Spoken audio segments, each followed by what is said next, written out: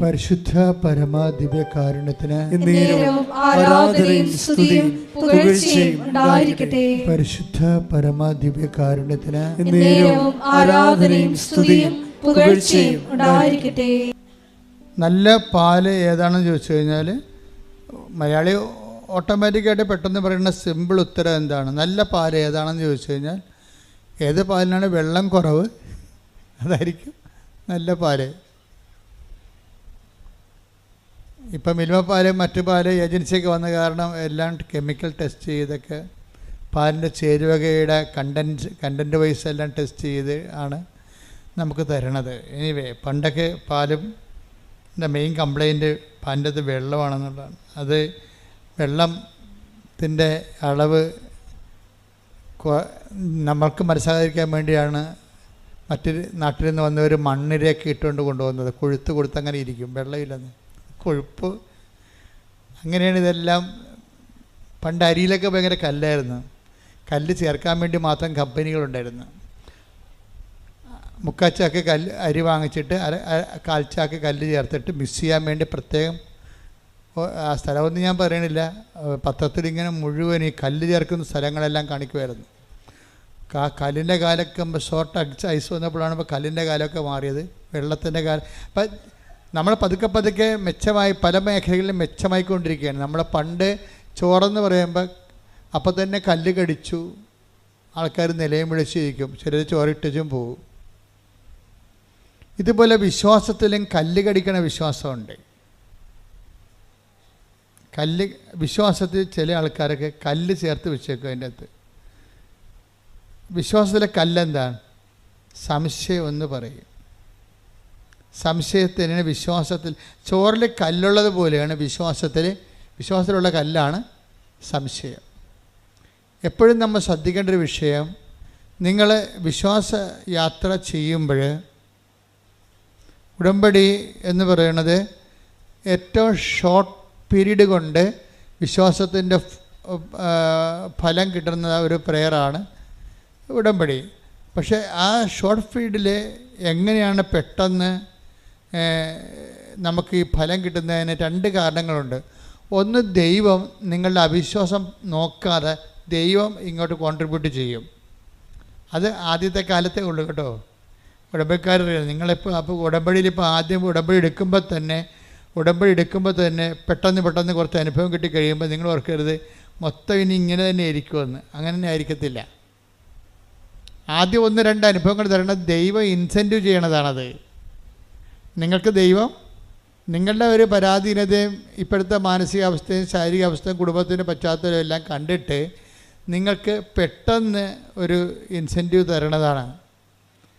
ഇപ്പം അമ്മമാർ കുഞ്ഞുങ്ങൾക്ക് മുല കൊടുക്കത്തില്ലേ?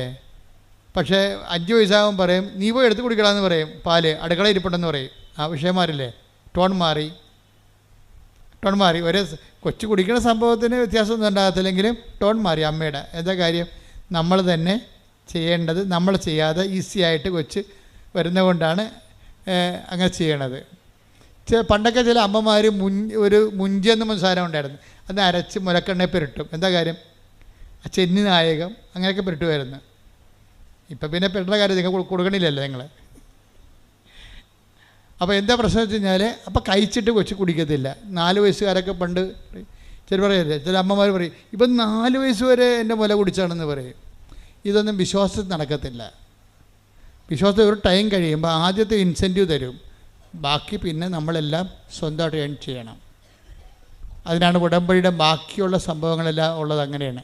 ആദ്യം നിങ്ങൾ ഓർക്കരുത് ആദ്യം കിട്ടണത് തന്നെ ഉടമ്പടിയുടെ അനുഭവമാണെന്ന് നിങ്ങൾ വിചാരിക്കരുത്. എല്ലാം അങ്ങനെയല്ല. ആദ്യം നിങ്ങളുടെ പരുവക്കേട് കണ്ടിട്ടും പരാധീനത കണ്ടിട്ടും ദൈവം കോൺട്രിബ്യൂട്ട് ചെയ്യണതാണ്. എന്ന് വെച്ചാൽ നിങ്ങളൊന്ന് പിടിച്ച് നിൽക്കുക, ഓക്സിജനൊക്കെ ഒന്ന് എടുത്തിട്ട് അല്പമൊക്കെ ബലം പ്രാപിച്ച് കഴിയുമ്പോൾ പിന്നീട് നിങ്ങൾ ഏൺ ചെയ്യണം, സമ്പാദിക്കണം. അതാണ് പറയുന്നത്. ആദ്യം എടുത്തപ്പോൾ തന്നെ ഭയങ്കര അനുഗ്രഹമായിരുന്നു, പിന്നൊരു അനക്കമില്ലാത്ത ദൈവത്തിനല്ല, നിങ്ങൾക്കാണ് അനക്കമില്ലാത്തത്. എന്താ കാര്യം? നിങ്ങൾ ഓർത്ത് ഇതുപോലെ ready to eat instant breakfast പോലെ ഇങ്ങനെ പണം കുലുക്കണ മരം പോലെ ഈ സംഭവം കുലുങ്ങി വീഴത്തില്ല. നിങ്ങളോട് എന്താ പറഞ്ഞിരിക്കണം? അവൻ പറയണ പോലെ ചെയ്യുക. അതാണ് സംഭവം. അപ്പോൾ ആദ്യത്തെ ഒരു ടൈം കഴിയുമ്പോൾ പിന്നെ ഒരു ടഫ് ടൈമാണ്. അപ്പോഴാണ് നിങ്ങൾ ഉടമ്പടി പിന്നെ കിട്ടണതെല്ലാം നിങ്ങളുടെ അവൻ പറയണ പോലെ ചെയ്തതിൻ്റെ പേരിൽ ദൈവം നിങ്ങൾക്ക് നൽകുന്ന ന്യായമായ ആനുകൂല്യങ്ങളായിരിക്കും. ആദ്യത്തേതെല്ലാം ഔദാര്യമാണ്. ഇപ്പോൾ ഗ്രാൻഡായിട്ട് തന്നെയാണത്. അത് തിരിച്ചടക്കേണ്ട കാര്യമില്ലാത്ത പോലെ നമുക്ക് കിട്ടത്തില്ല. അതുപോലെ ഗ്രാൻഡാണ്. പക്ഷേ ഒരു ഒരു ഒരു 1-2 അനുഭവങ്ങൾ കഴിഞ്ഞാൽ പിന്നെ ഈ സാധനം ചിലർക്ക് പെട്ടെന്ന് നിങ്ങൾ സ്വിച്ചിട്ട പോലെ നിൽക്കും. അപ്പം നിങ്ങൾ ഓർക്കും ഉടമ്പടി ഇത്രയേ ഉള്ളെന്ന്. അല്ല, നിങ്ങൾ ഇത്രയേ ഉള്ളൂ. അതാണ് പ്രശ്നം. ഉടമ്പടി ഇത്രയേ ഉണ്ടായിട്ടല്ല, നിങ്ങൾ ഇത്രയേ ഉള്ളൂ. എന്താ കാര്യം? ഇങ്ങനെ ഓസിന് കിട്ടുന്ന കാര്യം അങ്ങോട്ട് വെട്ടി വിഴുങ്ങിയിട്ട് കൈയും കെട്ടി പഴയതുപോലെ ഇരിക്കും. ഇത് വർക്കൗട്ട് ചെയ്യത്തില്ല. എന്താ കാര്യം? ഇനി നിങ്ങളുടെ ഊഴമാണ്. അവൻ പറയണ പോലെ ചെയ്യണ ഊഴമാണ്. അതാരാണ് ദൈവസ്നേഹത്തോടെ ചെയ്യണത്? ദൈവസ്നേഹത്തോടെ ചെയ്യണമെങ്കിൽ ആദ്യം വേണ്ടത് സംശയങ്ങൾ ഇല്ലാത്ത ഒരു വിശ്വാസം രൂപപ്പെടുത്തിയെടുക്കണം. പല ആൾക്കാർക്കും വിശ്വാസമുണ്ട്, പക്ഷേ പകുതി 50% സംശയവും 50% വിശ്വാസമാണ് ഉള്ളത്. അപ്പോൾ നിങ്ങളെപ്പോഴും വിശ്വാസം വർദ്ധിപ്പിക്കാൻ വേണ്ടി പ്രാർത്ഥിക്കും. അങ്ങനെ അത് പ്രാർത്ഥിക്കുന്നത് തെറ്റില്ല. പക്ഷേ നിങ്ങൾ വിശ്വാസത്തിൻ്റെ മാത്രം മെക്കാനിസം കാണിച്ചാൽ റിപ്പയർ ചെയ്താൽ ഈ സാധനം വർക്കൗട്ട് ചെയ്യത്തില്ല. നിങ്ങളെന്താ കാര്യം? അതിൽ നിങ്ങൾ ചെയ്യേണ്ടത് സംശയം ദൂരീകരിക്കാൻ വേണ്ടി പ്രാർത്ഥിക്കണം. ഈ സംശയം ദൂരീകരിക്കണമെങ്കിൽ എന്ത് ചെയ്യണം? സ്നേഹത്തിൻ്റെ ലെവൽ കൂടിയാൽ മാത്രമേ സംശയം ദൂരീകരിക്കത്തുള്ളൂ. ചില ഭാര്യമാർക്ക് കെട്ടിയകാലം വരെ സംശയമാണ്. എന്താ കാര്യം? ഇവിടെ വർത്തമാനം രീതികളൊന്നും അവളോട് ആത്മാർത്ഥത ഉള്ളതായിട്ട് അവൾക്ക് തോന്നിയിട്ടില്ല. എന്താ പ്രശ്നം? അങ്ങനെ വരാൻ കാര്യം അതാ. ചില ഭാര്യമാർക്കും തിരിച്ചു വരും, ഭർത്താക്കന്മാർക്കും തിരിച്ചു വരും. ഇങ്ങനെ സംശയം വെച്ച് കഴിഞ്ഞാൽ ഈ സ്നേഹം കുറയുന്ന പോലെ അവർക്ക് തോന്നിയാൽ പിന്നെ സംശയം കൂടിക്കൊണ്ടേയിരിക്കും. ഡിമാൻഡുകൾ ചില ലേഡീസ് എപ്പോഴും പറയത്തില്ലേ, അത് വാങ്ങിക്കണം ഇത് വാങ്ങിക്കണം എന്ന്. കാര്യമൊന്നും ഉണ്ടാകത്തില്ല, അവർക്ക് ആവശ്യമില്ലായിരിക്കും, എന്നാലും മേടിക്കണമെന്ന് പറയുന്നത്. സ്നേഹമാണ്, ലവ് ലെവലാണ് വർദ്ധിപ്പിക്കേണ്ടത്. ഉടമ്പടിയുടെ ഒരു ജീവശാസ്ത്രം, ബയോളജി ഓഫ് ദി കവനൻറ്റ്, അതിൻ്റെ ഗ്രോത്ത് വരുന്ന, അത് വളർന്നു വരുന്ന ഒരു ജീവശാസ്ത്രം അങ്ങനെയാണ്. സംശയങ്ങൾ കുറഞ്ഞുകൊണ്ടിരിക്കാൻ നോക്കുമ്പോൾ അത് സംശയം കുറയ്ക്കണമേ എന്നല്ല പ്രാർത്ഥിക്കേണ്ടത്. പ്രശ്നം എന്താണ്? സ്നേഹം കൂട്ടണമേ. പക്ഷെ സ്നേഹത്തിനൊരു കുഴപ്പമുണ്ട്. ഞാൻ സ്നേഹിക്കുന്നു എന്ന് പറഞ്ഞാലൊന്നും ദൈവം ഏക്കത്തില്ല. ഇന്നല്ലെങ്കിൽ നാളെ തെളിയിക്കാൻ പറയും. അങ്ങനെയാണ് 3 പ്രാവശ്യം 10 ദിവസത്തോട് ചോദിച്ചു. അപ്പോൾ 10 ദിവസം അവസാനം പറഞ്ഞു സ്നേഹിക്കുന്നു അങ്ങേക്കെല്ലാം അറിയാമല്ലോ, എന്നാൽ തല കിഴക്കാൻ പാട് മരിക്കാൻ പറയും. അപ്പോൾ പണി കിട്ടും. മനസ്സിലായില്ലേ? സ്നേഹിക്കുന്നു 10 ദിവസം 3 പ്രാവശ്യം പറഞ്ഞ്. പക്ഷേ തൽക്കാലത്തൊക്കെ ആ പാഠം അവിടെ വെച്ച് ആ ടെസ്റ്റ് അവിടെ വെച്ച് അവസാനിക്കുകയാണ്. പക്ഷേ അത് കർത്താവ് പറയും, നീ പറഞ്ഞൊക്കെ ഞാൻ അംഗീകരിച്ചു, പക്ഷേ ഇതിനൊരു ടെസ്റ്റുണ്ട്. അതെന്താണ്? എനിക്കിട്ട കുരിശ് തല കിഴക്കാൻ പാടെ നിനക്കിട്ടും. അപ്പം നീ എന്ത് പറയും? അതാണ് സ്നേഹം. ചെല്ലണതല്ല, ചെയ്യണതാണ് സ്നേഹം. മനസ്സിലായില്ല? അതുകൊണ്ടാണ് അവൻ പറയണ പോലെ ചെയ്യാൻ പറയണത്. കർത്താവിൻ്റെ നാമത്തിൽ അവൻ്റെ സ്നേഹത്തെ പ്രതി നമ്മൾ എന്ത് ചെയ്തു എന്നാണ് ദൈവം നോക്കണത്. പ്രാർത്ഥിക്കുക. കർത്താവായ ദൈവമേ, നിന്റെ സ്നേഹത്തിൽ വളരാൻ, വിശ്വാസത്തിൽ ഉയരാൻ, സംശയം കുറക്കാൻ എന്നെ സ്നേഹത്തിന്റെ പ്രവൃത്തികളുടെ സുവിശേഷത്തിന്റെ സാക്ഷികളാക്കണമേ.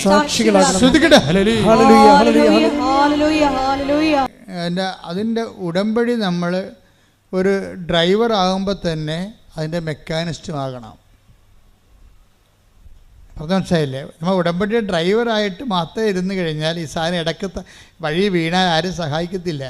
അപ്പോൾ മെക്കാനിസം കൂടി അറിഞ്ഞു കഴിഞ്ഞാൽ നമുക്ക് തന്നെ റിപ്പയർ ചെയ്തുകൊണ്ട് വണ്ടി ഓടിച്ചുകൊണ്ട് പോകാൻ പറ്റും. അപ്പോൾ എന്താ സംഭവം? ഉടമ്പടിക്ക് വീഴ്ച വരാൻ സാധ്യതയുള്ളത് ദൈവസ്നേഹം കൂട്ടാൻ നിങ്ങൾ ശ്രദ്ധിച്ചു കഴിഞ്ഞാൽ മതി. വേറെ ഒന്നും ചെയ്യേണ്ട. ദൈവസ്നേഹം കൂട്ടാൻ വേണ്ടി പ്രവർത്തനമല്ലാതെ അവിടെ കൊണ്ട് പ്രാർത്ഥന കൊണ്ടോ ചൊല്ലൽ കൊണ്ടോ ഒന്നും ചെയ്യാൻ പറ്റത്തില്ല. അപ്പം അതുകൊണ്ട് ചെയ്യണ കാര്യങ്ങൾ അളിഞ്ഞ മോന്തയമായിട്ട് ചെയ്യരുത്. എനിക്ക് തന്നെ ഈ അളിഞ്ഞ മോന്തക്കാരെ കാണുമ്പോൾ തന്നെ എനിക്ക് പറയും. എന്താ കാര്യം? ഞാൻ പറഞ്ഞു, നിങ്ങൾ സ്മാർട്ടായിട്ട് നിൽക്ക്. മാതാവിൻ്റെ അടുത്തല്ലേ നിൽക്കണത്, അല്ല നിങ്ങൾ ചായക്കടയിലും ആശുപത്രിയിലും അല്ലല്ല നിൽക്കണത്. ആശുപത്രിയിലാണെങ്കിൽ ഈ മരുന്ന് കഴിച്ചാൽ ശരിയാകുമോ ഇല്ലേ, ഈ ഡോക്ടറാണ്, അതിന് വേറെ ഡോക്ടറുണ്ടാ. പല ഡോക്ടറിനെ കുറിച്ച് നമ്മളോട് പല ആൾക്കാർ പറഞ്ഞിരിക്കണ കാരണം നമ്മളൊരു ആശുപത്രിയിലും ഇത് തന്നെ ആയിരിക്കുമോ നമ്മുടെ യഥാർത്ഥ ഡോക്ടർ, ഇത് തന്നെ ആയിരിക്കും ആശുപത്രി, ഇങ്ങേര് തന്നെ കുറിച്ച് തന്നെ ആയിരിക്കും ആ കറക്റ്റ് മരുന്ന്, അങ്ങേര് കുറിച്ച് തന്നെ കറക്റ്റായാൽ പോലും നമുക്ക് അങ്ങനെ സംശയമായിരിക്കും. അതുകൊണ്ടാണ് ഈ അളിഞ്ഞ മോന്ത വന്നത്. ഉടമ്പടി എന്ന് പറയുന്ന ഒരു സ്മാർട്ട് പ്രോജക്റ്റാണ്. കർത്താവിൻ്റെ അടുത്ത് വരുമ്പോൾ ഞാൻ ഇവിടെ ഇന്നലെയൊക്കെ അവർ പറഞ്ഞു, നിങ്ങൾ സന്തോഷമായിട്ട് പോകും. എന്താ കാര്യം? ഇത് ശരിക്കും മാതാവിൻ്റെ അടുത്ത് നിന്ന് പോകുന്നവർ അവർ കൃത്യമായിട്ടുള്ള ആൾക്കാരുടെ അമ്മ കൂടെ പോകും. കാര്യം നിങ്ങളുടെ ചില ആൾക്കാരുടെ കൂടെ വരാത്തതിൻ്റെ കാര്യം നിങ്ങൾ അളിഞ്ഞ മോന്തയായിട്ട് വരണേ, ചത്തവൻ്റെ വീട്ടിൽ മരിച്ചവരിക്കണവർ അടുത്ത ആൾ അങ്ങോട്ട് പോവുകയും ചെയ്യും. ഇതെല്ലാം മാതാവ് കാണുന്നുണ്ടല്ലേ. അതിൻ്റെ അടുത്ത് ഈ പന്നി വിശ്വസിക്കണില്ല എന്നുള്ളത് അമ്മയ്ക്ക് അറിയാം. പിന്നെ ഇതിൻ്റെ കൂടെ പോയിട്ട് എന്നാ കാണിക്കാനാണ്? അതാണ് നിൻ്റെ കൂടെ വന്നിട്ട് എന്നാ കാണിക്കാനാണ്. പക്ഷെ നിനക്ക് നല്ല ദൈവസ്നേഹമുണ്ട്, നല്ല പ്രത്യാശ ഉണ്ട്. കഴിഞ്ഞ ദിവസങ്ങളിലേ അമലു എന്ന് പറഞ്ഞൊരു കുഞ്ഞൊരു സാക്ഷ്യം പറഞ്ഞാണ്. അമലുവിൻ്റെ സാക്ഷ്യം എന്ന് പറഞ്ഞാൽ അമലു ഉള്ളതുപോലെ മാതാവിനോട് പറയുന്ന ആളാണ്. അമൽ പറഞ്ഞു, 10 കൊല്ലയുടെ മക്കളില്ലേ ആളിന്. അപ്പോൾ പല ചികിത്സ കഴിഞ്ഞിട്ട് ഇവ മക്കൾ എന്നുള്ള കാര്യം ആ ചാപ്റ്റർ അവർ ക്ലോസ് ചെയ്തിരിക്കുകയാണ്. ഇനിയിപ്പോൾ ഇങ്ങനെ ജീവിച്ചോളാമെന്നുള്ള ഒരു മനസ്സിനെ അങ്ങനെ പഠിപ്പിച്ച് അങ്ങനെ കുഴപ്പമില്ലാതെ പോവുകയാണ്. അപ്പോഴാണ് ആൾക്കാർ പറയണത്, കൃപാസനം മാതാവ് 25 വർഷമായിട്ട് മക്കളില്ലാത്തവർക്ക് മക്കളെ കൊടുക്കുന്നുണ്ടെന്ന് പറഞ്ഞു. അപ്പോൾ അവർക്ക് പുതിയൊരു അധ്യായം ആണ് ശരിക്കും തുറന്നത് ജീവിതത്തിൽ. അതാണ് സംഭവം. പിന്നെ അത് നിങ്ങൾ അങ്ങോട്ടും ഇങ്ങോട്ടും പറയണില്ലേ, അതാണ് സുവിശേഷം എന്ന് പറയണത്. നിങ്ങൾ പറയാതിരിക്കരുത്.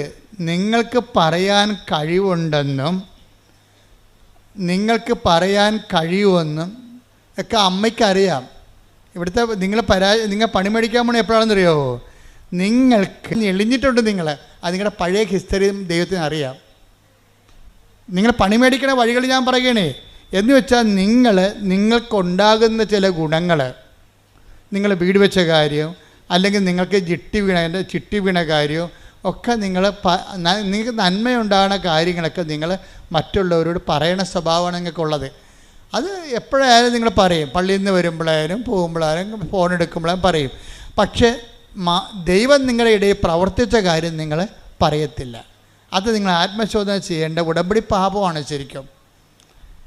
ഇപ്പോൾ ഈ ഉടമ്പടി കുമ്പസാരം എന്ന് പറയുമ്പോൾ ഞാൻ അച്ഛന്മാരുടെയൊക്കെ ആദ്യമൊന്നും സംസാരിക്കത്തില്ല. കാര്യത്തിൽ എന്താ വെച്ചാൽ എനിക്ക് ഉടമ്പടി കുമ്പസാരത്തെക്കുറിച്ച് എനിക്കൊരു ഐഡിയ ഉണ്ട്. എന്താ ഉടമ്പടി കുമ്പസാരം എന്ന് പറയണത്? അത് കരിസ്മാറ്റിക് കുമ്പസാരമോ ഇടവക വാർഷിക ധ്യാനം കുടുംബ കുമ്പസാരമോ അല്ല. ഉടമ്പടി എടുത്തതിന് ശേഷം ഒരു വ്യക്തി ഉടമ്പടിയിൽ ദൈവവുമായിട്ട് ജീവിച്ച് കഴിയുമ്പോൾ ആ വ്യക്തി കൈവരിക്കേണ്ട ചില ആധ്യാത്മിക ഔന്നത്യങ്ങളുണ്ട്. അവിടം വരെ എത്തിയില്ലെങ്കിൽ ഉപേക്ഷ എന്ന പാപമാണത്. മനസ്സിലായില്ലേ? അവിടം വരെ. അപ്പോൾ ഒരു ഉടമ്പടി എടുത്തു കഴിയുമ്പോൾ ഒരു വ്യക്തി കൈവരിക്കേണ്ട ആധ്യാത്മികമായ ഔന്നത്യമുണ്ട്. ആ വ്യക്തി അതനുസരിച്ച് വളർന്നില്ല എന്നുണ്ടെങ്കിൽ അതൊരു ഉടമ്പടി പാപമായിട്ട് വരും, ഉപേക്ഷ എന്ന പാപമായിട്ട് വരും. എന്താ കാര്യം വെച്ചാൽ നിങ്ങളുടെ പഴയ ഫയൽ നോക്കിക്കഴിഞ്ഞാൽ നിങ്ങളുടെ എല്ലാ നല്ല കാര്യങ്ങളും, മക്കളുടെ കാര്യങ്ങളും, മരുമക്കളുടെ കാര്യങ്ങൾ പോലും നിങ്ങൾ നാട്ടുകാരുടെ കെട്ടിയിരുന്നൊളിക്കുന്ന ആളാണ്, പറയണ ആളാണ്. സ്വന്തം കേമത്വത്തിന് വേണ്ടിയായിരിക്കും അത് പറയണത്. പക്ഷെ ദൈവം നിങ്ങൾക്ക് തന്ന കാര്യങ്ങളെ പലതും നിങ്ങളെ പറയണില്ല. അഥവാ ഇനി ദൈവം തന്ന കാര്യം പോലും പറയണത് നിങ്ങളുടെ അക്കൗണ്ടിലായിരിക്കും. ഇവിടെ വന്നിട്ട് സാക്ഷിയൊക്കെ പറയും, ഞങ്ങൾക്ക് വീടില്ലായിരുന്നു, സ്ഥലമില്ലായിരുന്നു, വഴിയില്ലായിരുന്നു, അമ്മയടുത്ത് വന്നപ്പോൾ അമ്മ വീട് തന്നു, സ്ഥലം തന്നെന്നൊക്കെ പറയും. ഇവിടെ വന്ന് പറയും. പക്ഷേ നാട്ടിൽ ചെന്നിട്ട് എന്ത് പറയും? യൂട്യൂബിൽ ഈ സാധനം വന്ന കാര്യം നിങ്ങൾ നാട്ടുകാരറിഞ്ഞ കാര്യം നിങ്ങൾക്കറിയത്തില്ല. നിങ്ങളെ പഴയ സ്വഭാവം അനുസരിച്ച് നാട്ടുകാരോട് പറയും, ഭയങ്കര കഷ്ടപ്പെട്ടാണെങ്കിൽ ഞാൻ മുണ്ട് മുറുക്കി കൊടുത്താണെങ്കിൽ ഒരു വീട് വാങ്ങിച്ച്. അപ്പോൾ മുണ്ട് മുറുക്കി കൊടുത്തത് നിങ്ങൾ, മാതാവ് ഞൊട്ടി. അല്ല സംഭവം ഇതാണ്. ഒരു സാധനത്തിൻ്റെ വേർഷമ്പടം കണ്ടില്ലേ? അതാണ് ഞാൻ പറയും, ഓർഡർ തമ്മാവ ആളറിയാം. അത് ഞാനല്ല പറയണം, പുള്ളിക്കാരത്തി പറഞ്ഞോളൂ. ആളെ കാണുമ്പോൾ തന്നെ പറയും. ചുമ്മാ ഉടായിപ്പാണ്, അനുഗ്രഹം അടിച്ചു മാറ്റാൻ വന്നിരിക്കുകയാണ്, കിട്ടിക്കഴിഞ്ഞാൽ അത് അവളുടെ അക്കൗണ്ടിൽ മാത്രമേ അവൾ കെട്ടി എഴുന്നള്ളിക്കത്തുള്ളൂ എന്നറിയാം. ഇങ്ങനെയുള്ള അഭ്യാസം ഉടമ്പടി നടക്കത്തില്ല. അതുകൊണ്ട് സത്യസന്ധരായിരിക്കാൻ നോക്കുക. പ്രാർത്ഥിക്കുക, കർത്താവായ ദൈവമേ, സത്യസന്ധമായി നീ തന്ന നന്മകളെ എടുത്തുയർത്തി പൊതുജനങ്ങൾക്ക് കൈമാറിക്കൊണ്ട് സുവിശേഷമാകുവാനും സുവിശേഷമേകുവാനും എന്നെ അങ്ങയുടെ രക്ഷയുടെ സാക്ഷിയാക്കണമേ. രക്ഷയുടെ സാക്ഷിയാക്കണമേ. മറ്റുള്ളവരുടെ മുമ്പിൽ നീ തന്ന നന്മകൾ പ്രകീർത്തിക്കുവാൻ, ധൈര്യത്തോടെ പ്രഘോഷിക്കുവാൻ ആരാധനയിലൂടെ ഞങ്ങളെ. ഇപ്പോൾ ഉടമ്പടി ഒരു ടൈം ബൗണ്ട് ആയിട്ടുള്ള പ്രെയറാണ്. 90 ദിവസമാണ് ഫസ്റ്റ് യൂണിറ്റ് എന്ന് പറയണത്. First unit. അപ്പോൾ 90 ദിവസത്തിനുള്ളിൽ നിങ്ങൾക്ക് എന്ത് സംഭവിക്കുന്നു എന്നുള്ളതല്ല വിഷയം.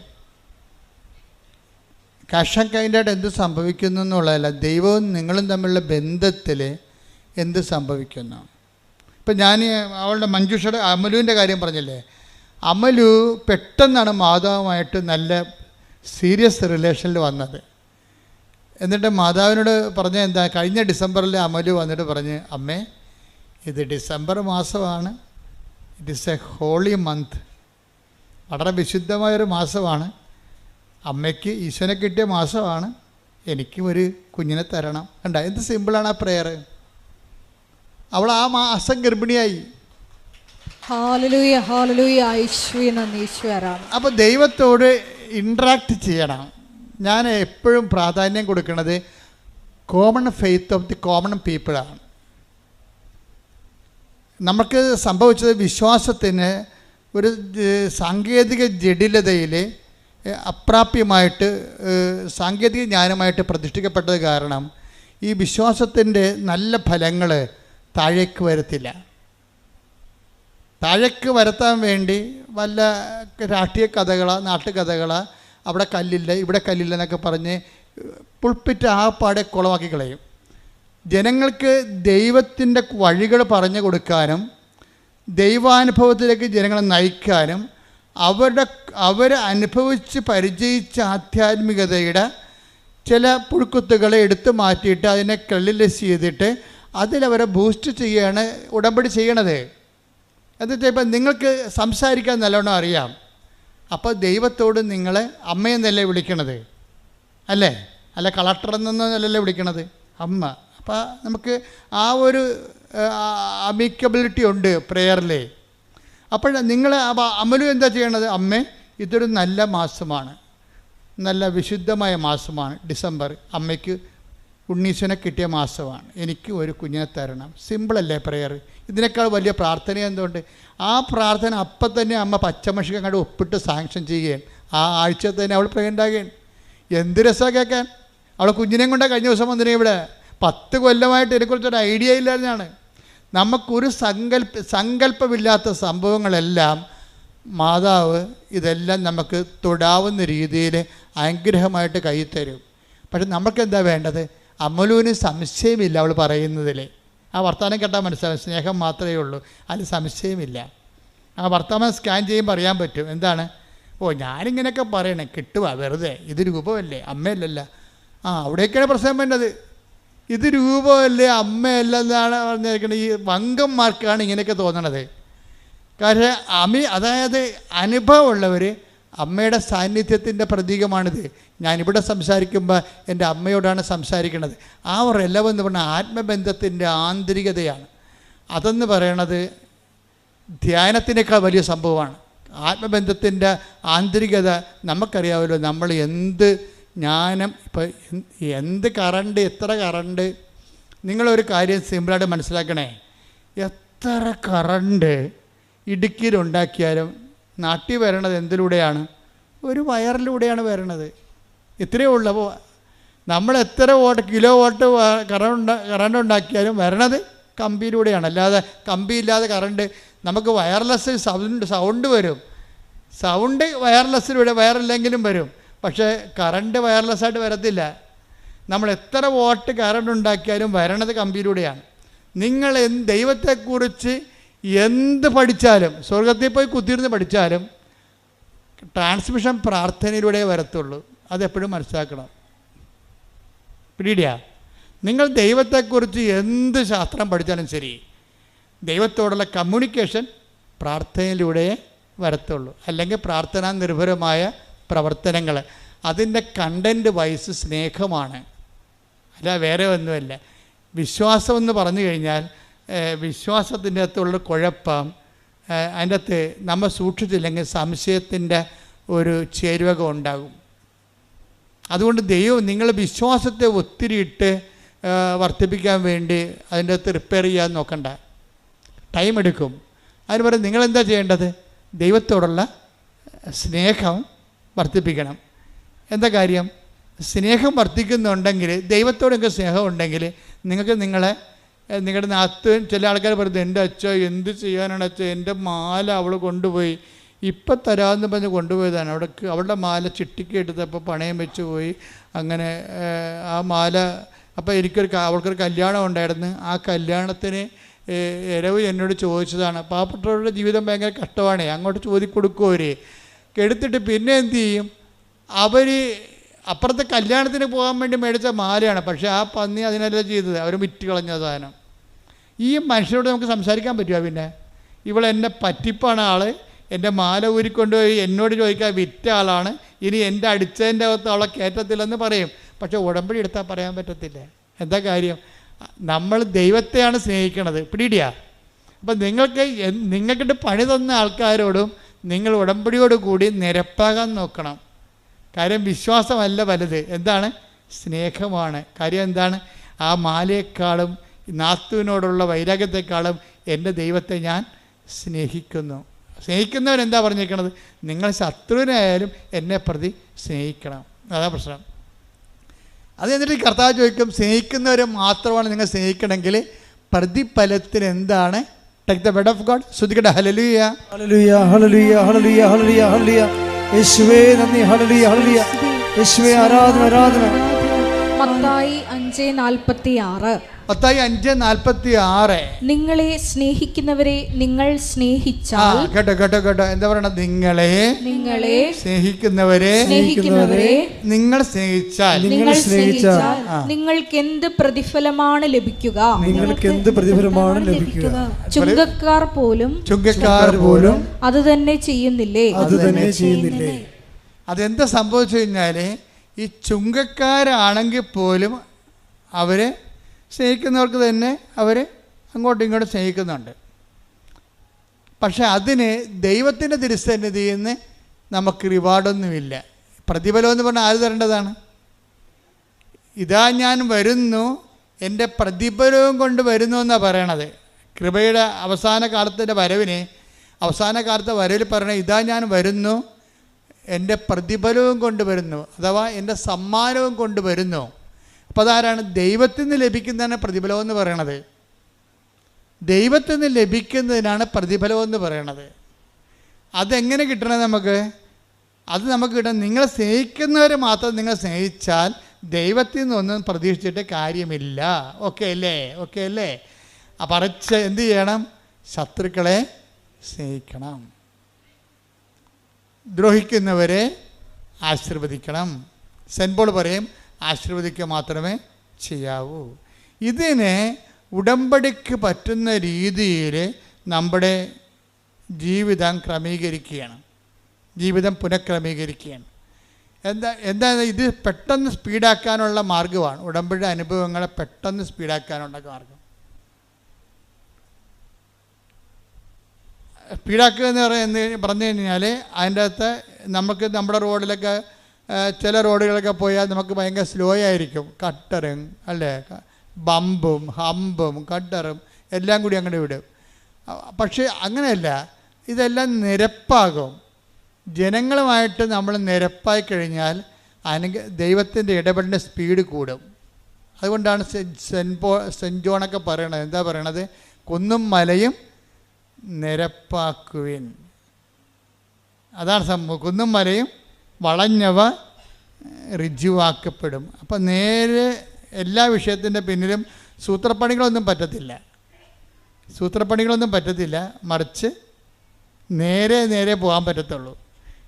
നമുക്കിത്തിരി നഷ്ടം, സാമ്പത്തിക നഷ്ടം മാനുഷികവും ഭൗതികമായിട്ടും ഉണ്ടായാലും സൂത്രപ്പണി പറ്റത്തില്ല.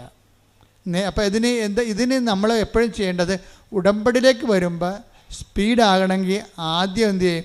ഈശോ വരാൻ പോയപ്പോൾ യോഹന്നാൻ എന്താ പറഞ്ഞത്? യോഹന്നാൻ പറഞ്ഞത് എന്താണ്? വൃക്ഷങ്ങളുടെ വേരിന് കോടാലി വയ്ക്കപ്പെട്ടിരുന്നു, ഫലം തരാത്ത വൃക്ഷങ്ങളെ വെട്ടി തീരെറിയപ്പെടും. എന്നിട്ട് പറഞ്ഞാൽ കുന്നും മലയും നിരപ്പാക്കപ്പെടും. അപ്പോൾ ഇങ്ങനെ നേരെ ആക്കി കഴിഞ്ഞാൽ, അതായത് വളവ്, വഞ്ചന, ചതി, പറ്റിപ്പ്, ഇങ്ങനെയുള്ള ഓരോ കുടില സൂത്രങ്ങളൊക്കെ എല്ലാം റെക്ടിഫൈ ചെയ്യണം. ദൈവത്തിന് പ്രവർത്തിക്കാൻ പറ്റുന്ന രീതിയിൽ നമുക്കവിടെ നഷ്ടവും ലാഭവും നോക്കരുത്. ദൈവമാണ് ഏറ്റവും വലിയ ലാഭം. പിടികിട്ടുന്നുണ്ടോ? ദൈവമാണ് ഏറ്റവും വലിയ ലാഭം. അതായത് ഒരു പശു നമ്മൾ 40,500 രൂപയ്ക്ക് വാങ്ങിച്ചു. അത് അതിനെ വിറ്റപ്പോൾ 35,750 രൂപ. ലാഭമോ നഷ്ടമാ?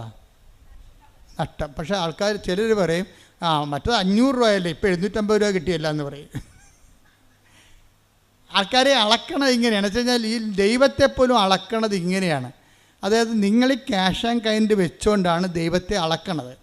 എന്നിട്ട് നിങ്ങൾ വിചാരിക്കണത് ദൈവമാണ് ഏറ്റവും വലിയ ലാഭം. അപ്പോൾ അതുകൊണ്ട് തന്നെ നമ്മൾ ജീവിതത്തെ കണക്കാക്കേണ്ടത്, നമുക്ക് ജീവിതത്തിലുണ്ടാകുന്ന ചെറിയ രൂപയുടെ ലാഭവും എടുത്തിട്ട് അത് നഷ്ടമെടുത്തിട്ട് അത് വലിയ നഷ്ടമാണ് നിങ്ങൾ കൊട്ടിക്കോഷിച്ച് മോന്തം കയറ്റിയിരിക്കരുത്. മറിച്ച് എന്താണ്?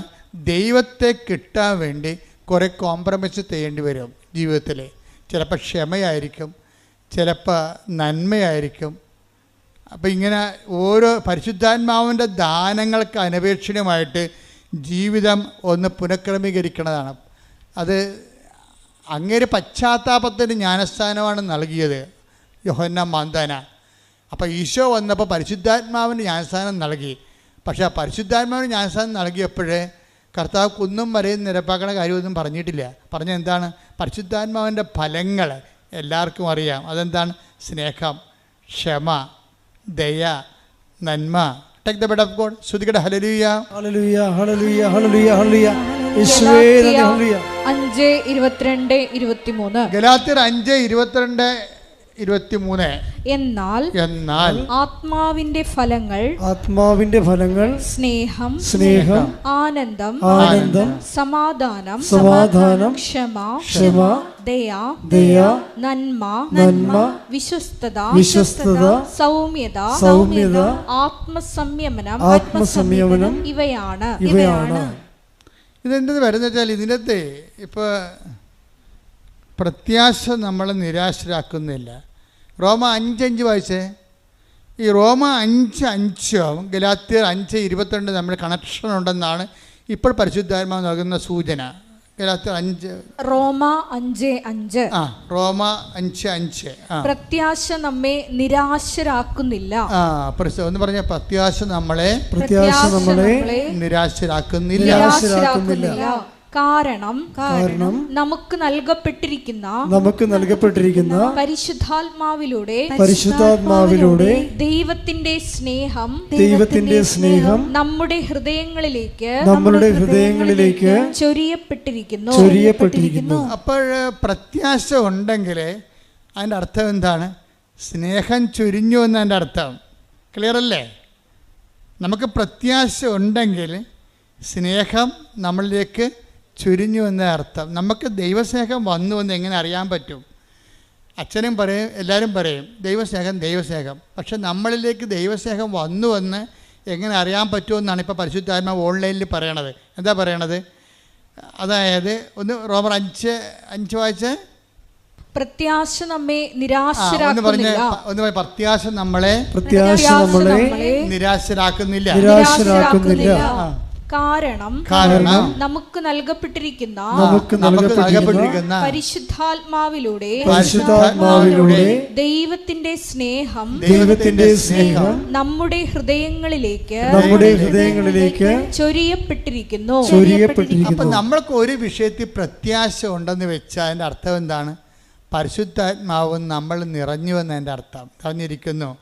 പരിശുദ്ധാത്മാവിൻ്റെ ഫലം എന്താണ്? അത് സമാധാനമാണ്. ഈ പ്രത്യാശ എന്ന് പറയുന്നത് തന്നെയാണ് സമാധാനം. നമ്മൾ പരിശുദ്ധാത്മാവിൻ്റെ ഫലങ്ങൾ കണ്ടില്ലേ? പരിശുദ്ധാത്മാവ് വന്നപ്പോൾ ഉടനെ ഫലം വന്ന്. എന്താണത്? ഗലാത്യർ 5:22 വായിച്ചേ. ഗലാത്യ 5:22-23. ഗലാത്യർ 5:22-23. എന്നാൽ ആത്മാവിന്റെ ഫലങ്ങൾ സ്നേഹം, ആനന്ദം, സമാധാനം, ക്ഷമ. ഇത് കണ്ട, അതായത് സ്നേഹം, പറഞ്ഞേ, സ്നേഹം, ആനന്ദം, സമാധാനം, ക്ഷമ. ഈ സമാധാനവും ക്ഷമയും എന്തിനുള്ളതാണ്? അത് തന്നെയാണ് ഈ പ്രത്യാശയുടെ കടുപ്പിച്ചിരിക്കുന്ന മനോഗുണങ്ങളെന്ന് പറയണത്. അതായത് നമ്മൾക്കൊരു വിഷയത്തിൽ പ്രത്യാശ ഉണ്ടെങ്കിൽ നമുക്കെന്തുണ്ടാകും? സമാധാനം ഉണ്ടാകും. പ്രത്യാശ ഉണ്ടെങ്കിൽ നമുക്കെന്തുണ്ടാകും? സമാധാനം ഉണ്ടാകും. ഈ പ്രത്യാശ സമാധാനം ഉണ്ടാകുമ്പോഴേ സ്വാഭാവികമായിട്ട് നമുക്ക് സമാധാനം കഴിഞ്ഞുള്ള ഫലം എന്താണ്? ക്ഷമയാണ്. ക്ഷമ എന്താണ്? കാത്തിരിക്കുന്ന സ്നേഹമാണ് ക്ഷമ. ആരുടെ കാത്തിരിക്കുന്ന സ്നേഹം? ദൈവത്തിൻ്റെ സ്നേഹത്തെ കാത്തിരിക്കുന്നു. മനസ്സിലായില്ലേ? കാത്തിരിക്കുന്ന സ്നേഹത്തിനാണ് ക്ഷമയെന്ന് പറഞ്ഞാൽ. അല്ല ഗാന്ധിജി പറയുന്ന വെജിറ്റബിൾ കഴിക്കുന്ന ആൾക്കാരുടെ ക്ഷമയല്ല. ഇപ്പോൾ ഒരു സായിപ്പ് പുസ്തകം വായിച്ചുകൊണ്ടിരുന്നപ്പോൾ ഗാന്ധി വന്ന് സൗത്ത് ആഫ്രിക്കയിൽ ഗാന്ധിയുടെ കൂടെ ഇരുന്നെന്ന് പറഞ്ഞില്ലേ? അപ്പോൾ ഉടനെ വെള്ളക്കാരൻ്റെ കൂടെ കറുത്തവൻ ഇരുന്ന് കഴിഞ്ഞപ്പോൾ ഉടനെ അയാൾ അടിച്ചെന്ന് പറഞ്ഞ്. അപ്പോൾ അടിച്ചെന്ന് പറഞ്ഞപ്പോൾ ഗാന്ധി സൗമ്യമായെന്ന് പറഞ്ഞ്, ശാന്തമായെന്ന് പറഞ്ഞ്. അതൊരു ക്ഷമയാണ്. അതിന് വെജിറ്റബിൾ ക്ഷമയെന്ന് പറയും. എന്ന് വെച്ച് കഴിഞ്ഞാൽ പച്ചക്കറി മാത്രം കഴിച്ച് ജീവിക്കുന്നവർക്ക് സ്വാഭാവികമായിട്ട് ക്ഷമയുണ്ടാകും. പന്നി ഇറച്ചിയും പശു ഇറച്ചി കഴിക്കുന്നവർക്ക് ചൂടുണ്ടാകും. അത് നമ്മുടെ ബോഡിയും നമ്മൾ കഴിക്കുന്ന ആഹാരവും ശരീരത്തിൻ്റെ ചൂടും അവൻ്റെ പ്രവർത്തനങ്ങളും തമ്മിൽ വ്യത്യാസമുണ്ട്. ഇന്ത്യ ഓരോരുത്തർ യുദ്ധത്തിന് പോയിട്ടില്ലല്ലോ. അവരടുത്തും പോയാ? ഇന്ന് വരെ ഇന്ത്യക്കാരൻ യുദ്ധത്തിന് പോയിട്ടില്ല. നമ്മുടെ മേക്കെട്ട് കയറാൻ വന്നിട്ടേ ഉള്ളൂ. നമ്മളെന്താ യുദ്ധത്തിന് പോകാഞ്ഞത്? നമ്മുടെ സസ്യബുക്കുകളാണ്. ബേസിക്കായിട്ട് സസ്യബുക്കുകളാണ്.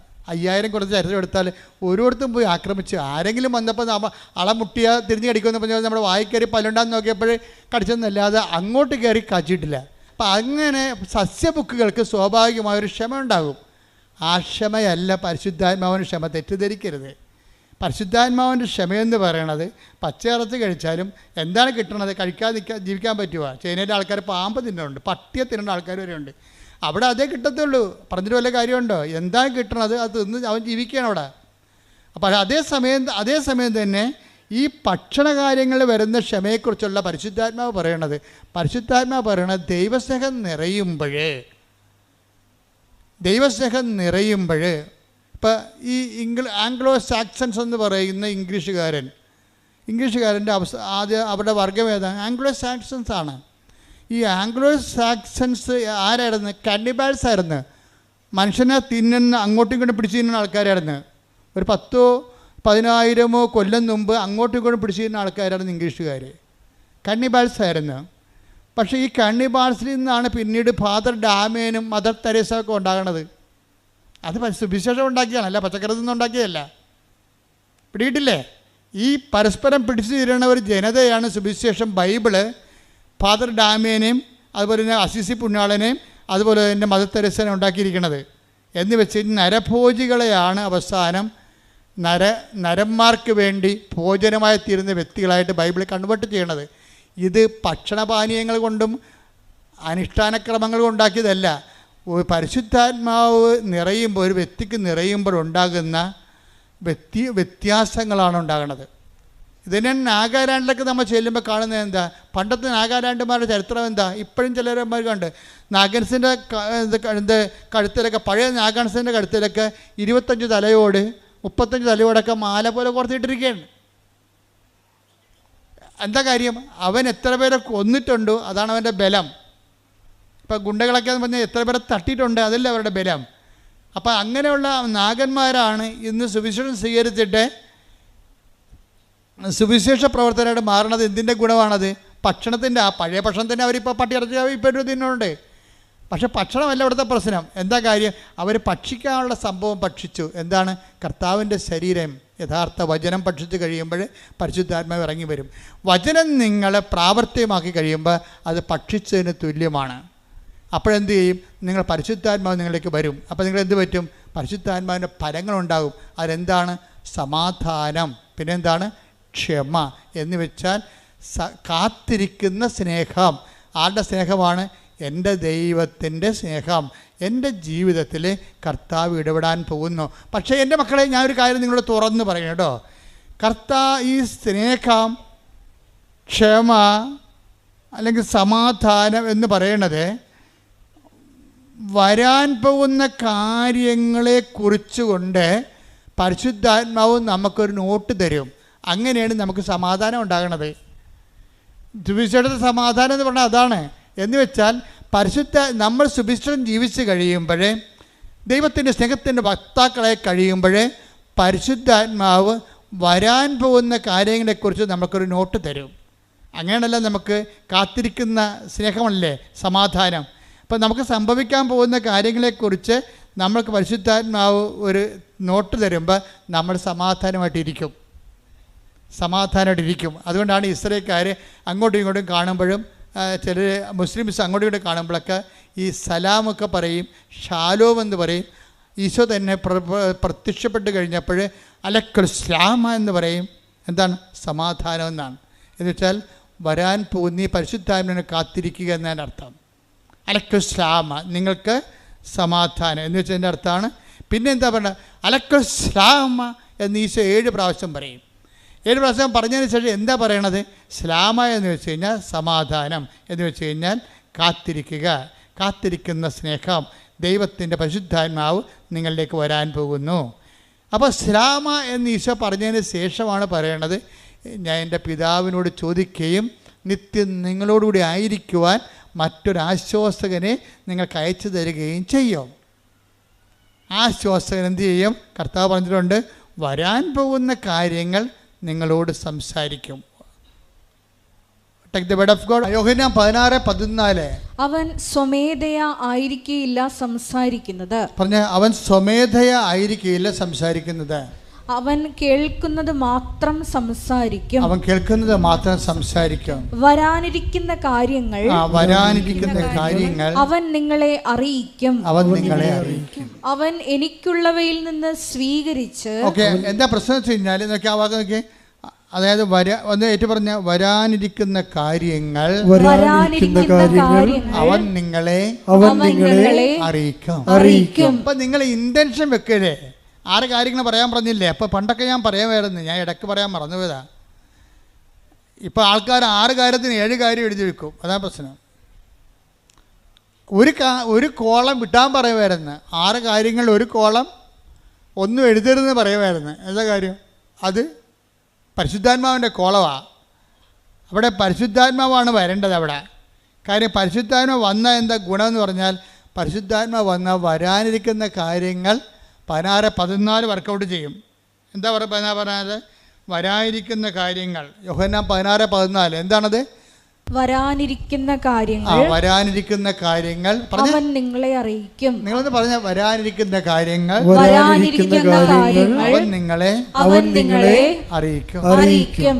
അപ്പോൾ വരാനിരിക്കുന്ന കാര്യങ്ങൾ എന്ന് പറയുമ്പോഴേ ഇപ്പം നമ്മൾ റെയിൽവേ സ്റ്റേഷനിലൊക്കെ നിൽക്കുമ്പോഴുണ്ടല്ലോ, ഇപ്പോൾ ചിലർ പറയും വണ്ടി താമസമാണ്, വണ്ടി ഇല്ല ഇന്ന് എന്നൊക്കെ പറയുമ്പോൾ ഈ ആൾക്കാർ അവിടെ നിൽക്കുമ്പോൾ ഈ കമ്പ്യൂട്ടറൊക്കെ നോക്കാൻ അറിയാൻ പാടില്ലാത്തവരാണെങ്കിൽ നമ്മൾ പ്രാന്ത് പിടിപ്പിക്കും. എന്താ കാര്യം? ഇന്ന് വണ്ടി ഇല്ലെന്നാണ് തോന്നുന്നത്, ആ വണ്ടി ഇല്ലെന്ന് തോന്നണം. അപ്പോഴാണ് കുറച്ച് കഴിയുമ്പോഴാണ് നമ്മൾ ആ കമ്പ്യൂട്ടറെ ആ വണ്ടിയുടെ നമ്പർ കുത്തി കഴിയുമ്പോഴാണ് ആ വണ്ടി നമുക്ക് ആലപ്പുഴ പോകേണ്ടതാണ്. ഇപ്പം നമ്മൾ തൃശ്ശൂർ നിൽക്കുകയാണ്, ആ വണ്ടി തൃശ്ശൂരിന് വടക്കാഞ്ചേരി എത്തിയെന്ന് കാണിക്കും അവിടെ. അപ്പോൾ വരാനിരിക്കുന്ന കാര്യങ്ങൾ അറിയുമ്പോൾ നമുക്ക് സമാധാനം കിട്ടത്തില്ലേ? ഇല്ലേ? തൃശ്ശൂർ വണ്ടി ഇല്ലെന്നൊക്കെ പറഞ്ഞപ്പോൾ പക്ഷേ വാച്ച് നോക്കി ഇനി അടുത്ത വണ്ടിക്ക് പോകണമല്ലോ, നടന്ന് പോകണ, ബസ്സിന് പോകണമെന്നൊക്കെ ചോദിച്ചാൽ നമുക്ക് സമാധാനം പോയിരിക്കുകയല്ലേ? അപ്പോഴാണ് കമ്പ്യൂട്ടറിൽ നമ്മൾ വണ്ടിയുടെ നമ്പർ അടിക്കണത്. അപ്പോൾ എന്താ പറയും? വടക്കാഞ്ചേരി എന്ന് കാണിക്കും. അപ്പോൾ തൃശ്ശൂർ നിൽക്കുന്ന പാർട്ടി കുഴപ്പമില്ല, ഇനിയിപ്പോൾ അരമണിക്കൂറിൽ വണ്ടി ഇവിടെ വരും. വരാതിരിക്കുമ്പോൾ അപ്പോൾ നമുക്ക് എന്താ സംഭവിച്ചത്? നമുക്ക് സമാധാനം കിട്ടി. അതാണ് ഈ പറയണത്. അപ്പോൾ സമാധാനവും പരിശുദ്ധാത്മാവും തമ്മിൽ ബന്ധമുണ്ട്. എങ്ങനെയുള്ള ബന്ധമാണ്? വരാൻ പോകുന്ന കാര്യങ്ങൾ അവൻ നിങ്ങളെ അറിയിക്കും. ഇപ്പം ക്ഷമയെന്ന് പറഞ്ഞാൽ എന്താണ്? കാത്തിരിക്കുന്ന സ്നേഹം. അപ്പം ക്ഷമയും സമാധാനവും ഒരു സംഭവം തന്നെയാണ്. രണ്ട് അനുഭവങ്ങളാണ്. എന്ന് വെച്ച് കഴിഞ്ഞാൽ ഒന്നിൻ്റെ അകത്ത് ഈ സമാധാനം കാത്തിരിക്കുന്ന സ്നേഹമാണ് സമാധാനമെങ്കിൽ ആ കാത്തിരിക്കാൻ വരുമ്പോൾ മനുഷ്യന് വരുന്നതാണ് ക്ഷമ കിടന്ന് പറഞ്ഞതിൽ ക്ഷമക്കൊരു കുഴപ്പമുള്ളത്, പെട്ടെന്ന് ഈ സാധനം കാറ്റ് വരുമ്പോൾ കെട്ടുപോകും. വിളക്കിന് പിടിക്കണ പോലെ വിളക്ക് കത്തിച്ചാൽ നമ്മളെന്ത് ചെയ്യും? കാറ്റുണ്ടെങ്കിൽ കൈ പിടിക്കും ഇല്ലേ? ഈ കൈ പിടിക്കുന്ന പരിപാടിക്കാണ് ക്ഷമ, സഹിക്കുന്ന സ്നേഹമെന്ന് പറയണത്. ക്ഷമയെന്ന് പറഞ്ഞാൽ എന്താണ്? സഹിക്കുന്ന സ്നേഹമാണ്. കാത്തിരിക്കുന്ന സ്നേഹം തന്നെയാണ്, പക്ഷേ അതിൻ്റെ അകത്ത് കാത്തിരിക്കുന്ന സ്നേഹം സമാധാനമാണ്, സഹിക്കുന്ന സ്നേഹം ക്ഷമയാണ്. അപ്പോൾ ഈ കാത്തിരിക്കുന്ന സ്നേഹത്തിന് ചില സമയത്ത് ഇത്തിരി നീട്ടം കൂടിപ്പോയി കഴിഞ്ഞാൽ നമുക്കൊരു ക്ഷമകേട് വരും. ആ ക്ഷമകേട് വരാൻ വേണ്ടി എന്ത് ചെയ്യും? നമ്മൾ ക്രിസ്തുവിൻ്റെ നാമത്തിലേക്ക് നമ്മുടെ ക്ഷമകേട് നമ്മൾ അക്കൗണ്ട് ചെയ്യും. കർത്താവേ, നിൻ്റെ നാമത്തിൽ ഞാനിവിടെ ഇരുന്നൊരു കൊന്തയില്ലോ, നല്ല കാര്യം, ഇനി കൊന്തയില്ല, ഒരു സമയം കിട്ടിയല്ലോ, നന്ദി. കണ്ടാ ക്ഷമ വരെ കണ്ടില്ലേ? അല്ലെങ്കിൽ നമ്മൾ വാച്ച് നോക്കിയിരിക്കും. അല്ലെന്നുണ്ടെങ്കിൽ നമുക്ക് ക്ഷമയുള്ളവനാണെങ്കിൽ, കർത്താവിൻ്റെ ക്ഷമ പരിശുദ്ധാന് ഫലമുള്ളവരാണെങ്കിൽ നമ്മൾ അവിടെ നിന്ന് ജപമാല ചെല്ലും. നമ്മളെന്ത് ചെയ്യും? എന്നിട്ട് നമ്മളോട് ഈ എവിടെയെല്ലാം കർത്താവിന് കാലുകുത്താൻ പറ്റണില്ല ആ രാജ്യങ്ങളെല്ലാം നമ്മളെ സമർപ്പിച്ച് പ്രാർത്ഥിക്കും. നോക്കിയേ, അപ്പോഴേ വണ്ടി വരുമ്പോഴും നമ്മൾ കയറത്തില്ല. കർത്താവേ, കൊന്ത 4ാമത്തെ കേസം വരെ എത്തിയുള്ളൂ, ഒരു കേസം കൂടി കഴിഞ്ഞിട്ട് കൊന്ത വണ്ടി വന്നാൽ ഇപ്പോൾ എന്ത് പറ്റി? ആളിൻ്റെ മാറ്റം കണ്ട. നമ്മൾ 4 രഹസ്യം ചെല്ലിയപ്പോൾ വണ്ടി വന്ന്, അപ്പോൾ നമ്മൾ കരയേക്കാം, അകത്തിരുന്ന് ചെല്ലേക്കാം, അകത്തിരുന്ന് ചെല്ലേക്കാം എന്ന് വിചാരിക്കും. എന്താ കാര്യം? അപ്പോൾ വണ്ടി വന്നത് നമ്മളെ നേരത്തെ വന്ന പോലെ നമുക്ക് തോന്നി. ഇപ്പോൾ അതിനാണ് ക്ഷമ എന്ന് പറയുന്നത്. പരിശുദ്ധാത്മാവിൻ്റെ ഫലമാണ്. ഞാൻ മുമ്പ് പറഞ്ഞതാണ് സത്യം. ദൈവം എന്ത് സമ്പൂർണ്ണ A+B² A² എന്ന് പറഞ്ഞാലും ശരി, എന്ത് സങ്കീർണമാക്കി ദൈവത്തെ നിങ്ങൾ മാറ്റിയാലും ശരി, ദൈവത്തിനെ സങ്കീർണമാക്കി മാറ്റിയതാണ് അക്കാഡമികളുടെ ഏറ്റവും വലിയ ദുരന്തം എന്ന് പറയുന്നത്. ദൈവത്തിന് നമ്മൾ എന്ത് സങ്കീർണമാക്കി മാറ്റിയാലും ഓർക്കുക, കറണ്ട് എത്ര ഉൽപ്പാദിപ്പിച്ചാലും വരേണ്ടത് വയറിലൂടെയാണ്. വരേണ്ടത് ദൈവം എത്ര പവർഫുള്ളാണെന്ന് പറഞ്ഞാലും, ഓംനിപ്പൊട്ടൻ്റാണ്, ഓംനിഷ്യൻ്റാണെന്നൊക്കെ പറഞ്ഞാലും, ഇനി അത് എക്സ്പ്ലെയിൻ ചെയ്ത് നിന്നാൽ പോലും ഇത് നമ്മളുമായിട്ട് കമ്മ്യൂണിക്കേറ്റ് ചെയ്യേണ്ടത് വയറിലൂടെയാണ്, പ്രാർത്ഥനയിലൂടെയാണ്, ദൈവസ്നേഹത്തിൻ്റെ പ്രവർത്തനങ്ങളിലൂടെയാണ്. കോമൺ പീപ്പിൾ കൈകാര്യം ചെയ്യണത് ആ മേഖലയാണ് കൈകാര്യം ചെയ്യണത്. എന്നുവെച്ചാൽ ദൈവത്തെ ടാപ്പ് ചെയ്യുന്നതിന്, ദൈവത്തിൻ്റെ ശക്തി നമ്മളിലേക്ക് അപ്ലോഡ് ചെയ്യുന്നതിന് സിമ്പിളായിട്ടുള്ള മെത്തേഡുകൾ ഉപയോഗിക്കുന്നു കോമൺ പീപ്പിൾ. എന്നിട്ട് ജീവിതത്തിൻ്റെ സങ്കീർണതകൾ ദൈവത്തിൻ്റെ സ്നേഹം കൊണ്ട് അവർ അതിനെ ഫേസ് ചെയ്യുകയാണ്. ദൈവമാണെങ്കിൽ ഇതിനു വേണ്ടി അങ്ങോട്ട് ഇരിക്കുകയാണ്. എന്ന് വെച്ച് കഴിഞ്ഞാൽ നമ്മൾക്ക് എന്തുമാത്രം സിമ്പിളായിട്ട് മനസ്സിലാക്കി തരാം, അത്രയും സിമ്പിളായിട്ട് മനസ്സിലാക്കും. ദൈവത്തെക്കുറിച്ച് സൈന്യങ്ങളുടെ കർത്താവാണ്. അതുപോലെ തന്നെ ദൈവം എല്ലാം നന്മ സ്വരൂപനാണ്, ദൈവം സച്ചിദാനന്ദനാണ്. എന്തെല്ലാം കാര്യങ്ങളാണ് യേശുവിന് മുമ്പ് ലോകം പറഞ്ഞത്. ഇന്ത്യക്കാരെല്ലാം പറഞ്ഞു ദൈവം സച്ചിദാനന്ദ, സത്ത്, ചിത്ത്, ആനന്ദം എല്ലാം കൂടെ ഒരുമിച്ചിരുന്ന ആളാണ്. ദൈവത്തിൽ സങ്കടമില്ല, ദൈവത്തിൽ മ്യൂട്ടേഷൻ ഇല്ല, ഒന്നുമില്ലെന്ന് പറയും. ഇംഗ്ലീഷുകാരൻ പറയും ഗോഡ്, ദൈവം ഗോഡാണെന്ന് പറയും. എന്താ കാര്യം? ദൈവം എല്ലാം നന്മ, ഗോഡ് ഗുഡ്നെസ്സാണ്, എല്ലാം നന്മകളുടെ സ്വരൂപനാണെന്ന് പറയും.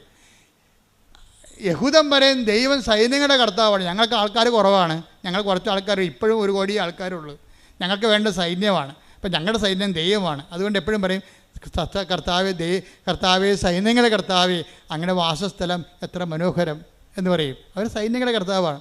ഈശോ വന്നോ പറഞ്ഞു സൈന്യങ്ങളുടെ കർത്താവ് അല്ലെന്ന് ഈശോ പറഞ്ഞില്ല. പറഞ്ഞോ? ഗുഡ്നെസ് അല്ലെന്ന് ഈശോ പറഞ്ഞാൽ അല്ല, സച്ചിദാനന്ദ അല്ലെന്ന് ഈശോ പറഞ്ഞില്ല, ഇതൊന്നും നിഷേധിച്ചില്ല. പൂർവ്വകാലങ്ങളിൽ take the word of God, ഹെബ്രായർ 1:1. പൂർവ്വകാലങ്ങളിൽ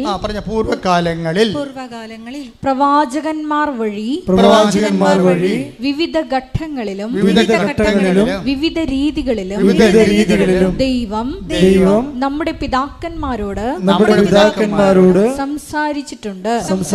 അപ്പൊ ഇവിടെ നിൽക്കുന്ന, അതായത് വിശ്വാമിത്രനായാലും ശരി, ഏത് മഹർഷിയായാലും ശരി, അതുപോലെ തന്നെ മുഹമ്മദ് നബി ആയാലും ശരി, മോശയായാലും ശരി, ഏത് മതസ്ഥാപകനായാലും ശരി, ബൈബിൾ കാണുന്നത് പ്രവാചകനായിട്ടാണ് കാണുന്നത്. ഒള്ളി പ്രവാചകൻ. ഉണ്ടായി. ഇങ്ങനെ പല ഘട്ടങ്ങളിൽ ദൈവം തൻ്റെ ജനങ്ങളോട് വിവിധ കാലങ്ങളിൽ സംസാരിച്ചിട്ടുണ്ട്.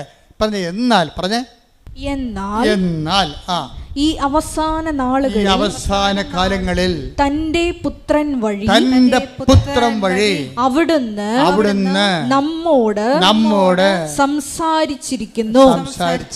എന്താണ് സംസാരിച്ചത്? ദൈവം ആരാണെന്ന് പറഞ്ഞത്? ഫാദർ. അതാണ് വിഷയം. എല്ലാം മറന്നു കേട്ടാ. എല്ലാം റൈറ്റ് ഓഫ് ചെയ്തിട്ട് ദൈവത്തിന് ഒറ്റ ഹെഡിങ് കൊടുത്ത്. എന്താണ്? ഫാദർ. പ്രാർത്ഥിക്കാൻ പറയുമ്പോൾ പറയും, കർത്താവേ ഞങ്ങൾക്ക് ദൈവത്തോട് പ്രാർത്ഥിക്കണം. അപ്പോൾ പറയും, പ്രാർത്ഥിക്കുമ്പോൾ ഇങ്ങനെ പ്രാർത്ഥിക്കുക, സ്വർഗ്ഗസ്ഥനായ ഞങ്ങളുടെ പിതാവേ. ആർക്കും പ്രാർത്ഥിക്കാൻ പറ്റുന്നതാണ്. അപ്പോൾ ദൈവം പിതാവാണെന്ന് പറയുമ്പോഴേ എന്ത് പിതാവാണ്? തൻ്റെ ഏകജാതനെ നൽകാൻ തക്ക വിധം അത്രമാത്രം നമ്മളെ സ്നേഹിക്കുന്ന യേശുക്രിസ്തുവിന്റെ പിതാവാണ്. കൈയടിക്കട്ടെ, ശ്രദ്ധിക്കട്ടെ.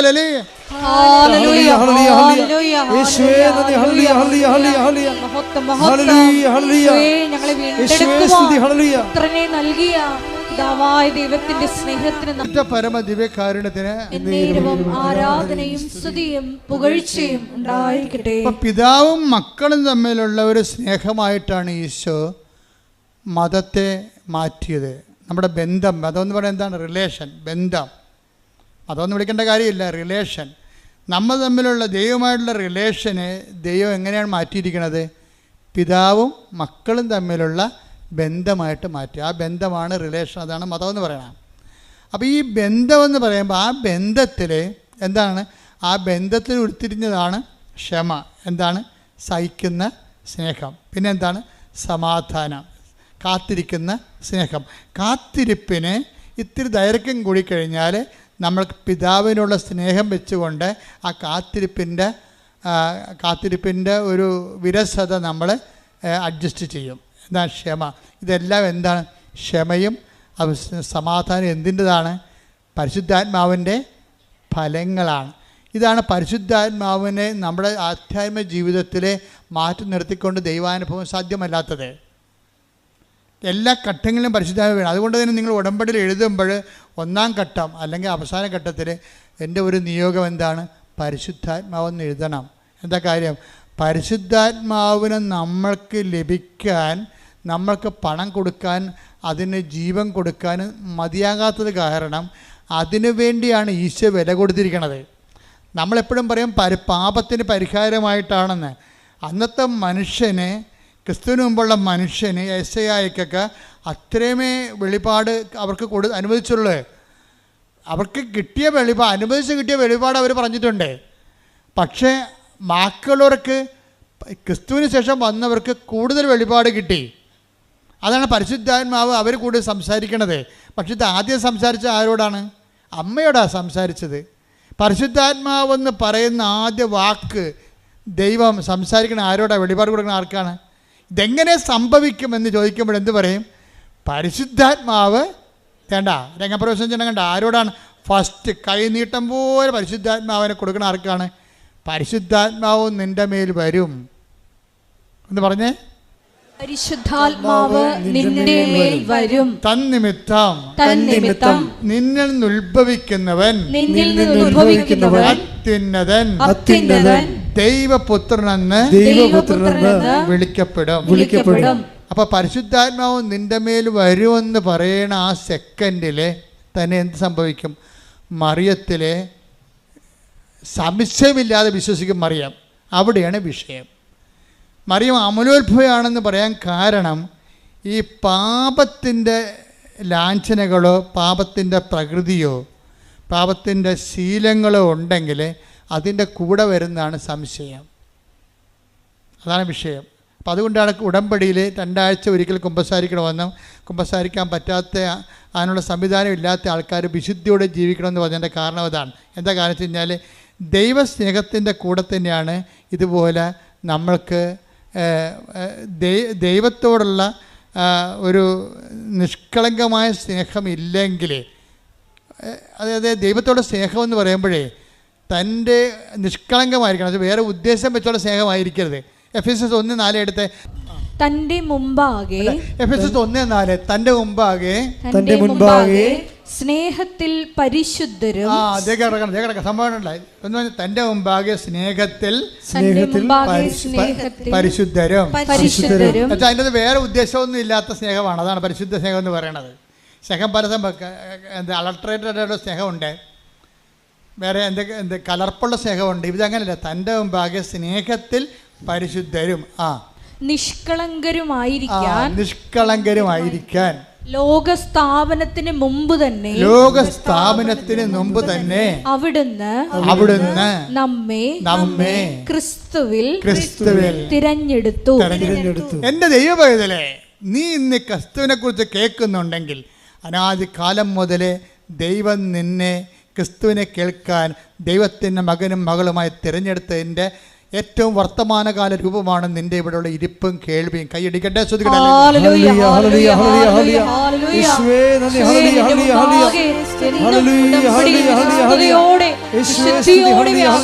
പരിശുദ്ധ പരമ ദിവ്യകാരുണ്യത്തിന് ആരാധനയും സ്തുതിയും പുകഴ്ചയും ഉണ്ടായിരിക്കട്ടെ. ഇപ്പോഴെന്താ വരണം നോക്കിയേ, ദൈവസ്നേഹം കൂടുമ്പോൾ എന്ത് പറ്റും? സംശയം കുറഞ്ഞു വരും. ദൈവസ്നേഹം കൂടുമ്പോഴേ സംശയം കുറഞ്ഞു വരും. അപ്പോൾ നമ്മൾ ഉടമ്പടി ചെയ്യുന്ന പ്രവർത്തനങ്ങൾ ദൈവസ്നേഹം ലക്ഷ്യം വെച്ചാൽ ചെയ്യേണ്ടത്. അല്ലാതെ ഇനി എത്ര പത്രമുണ്ട് ആർക്ക് കൊടുക്കുമെന്നല്ല ചിന്തിക്കേണ്ടത്.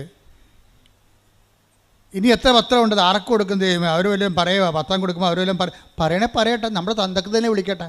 അതിന് തന്ത ഉണ്ടല്ല, അപ്പം വിളിക്കും നമ്മളെ. തീർച്ചയായിട്ടും ഇല്ലാത്തതൊന്നും വിളിക്കാൻ പറ്റത്തില്ല. അപ്പം നമ്മളെ കർത്താവിനെ പ്രതി അങ്ങനെ കേൾക്കുമ്പോൾ ദൈവസ്നേഹം കൂടത്തില്ലേ? അപ്പം ദൈവസ്നേഹം കൂടത്തില്ലേ? അപ്പോൾ നമുക്ക് സന്തോഷം തോന്നില്ലേ? എന്താണ് എൻ്റെ സ്നേഹം കൂടി, കർത്താവിന് വേണ്ടി ഞാൻ അത്രയും സഹിച്ചു. അപ്പോൾ എന്ത് രസാ. അപ്പോൾ അതുകൊണ്ട് ഈ ദൈവസ്നേഹം കൂടുന്നതനുസരിച്ച് എന്ത് പറ്റുമെന്നറിയാമോ? അതായത് സംശയം കുറയുകയും ചെയ്യും. ഈ സംശയം കുറയണമെങ്കിൽ മാതാവിന് എന്താ സംശയം ഇല്ലാഞ്ഞത്? അവർക്ക് പാപമില്ലാഞ്ഞ കൊണ്ടാണ്. മാതാവിന് സംശയമില്ലാത്തതിൻ്റെ പറഞ്ഞ കാര്യമുണ്ട്. നമ്മുടെ വിശുദ്ധിയും ദൈവസ്നേഹവും നമ്മുടെ സംശയവും തമ്മിൽ കണക്റ്റഡാണ്. ശരിക്കും നമ്മുടെ കിഡ്നി ഹാർട്ട് നമ്മൾ കണക്ട് ചെയ്തിരിക്കണമല്ലേ? കിഡ്നിക്ക് എന്തെങ്കിലും പ്രശ്നം ഉണ്ടായാൽ ഇന്നല്ലെങ്കിൽ നാളെ ഹാർട്ടിന് പ്രശ്നം ഉണ്ടാവും. അത് തന്നെ കാര്യം. അതങ്ങോട്ടും ഇങ്ങോട്ടും പ്രഷർ ബേസ്ഡ് അടിച്ചിരിക്കുക. കിഡ്നിയും ഹാർട്ടും പ്രഷറിൻ്റെ ഒരു അത് കൂടുകയോ കുറയുകയോ ചെയ്യുന്നതിൽ ഇവരെ ഈ രണ്ട് ഫാക്കൽറ്റിനും ബാധിക്കും എന്ന് പറഞ്ഞപ്പോൾ തന്നെയാണ് ദൈവസ്നേഹത്തിൻ്റെ പ്രശ്നം. ദൈവസ്നേഹം കൂടുകയാണെങ്കിൽ സംശയം കുറയും.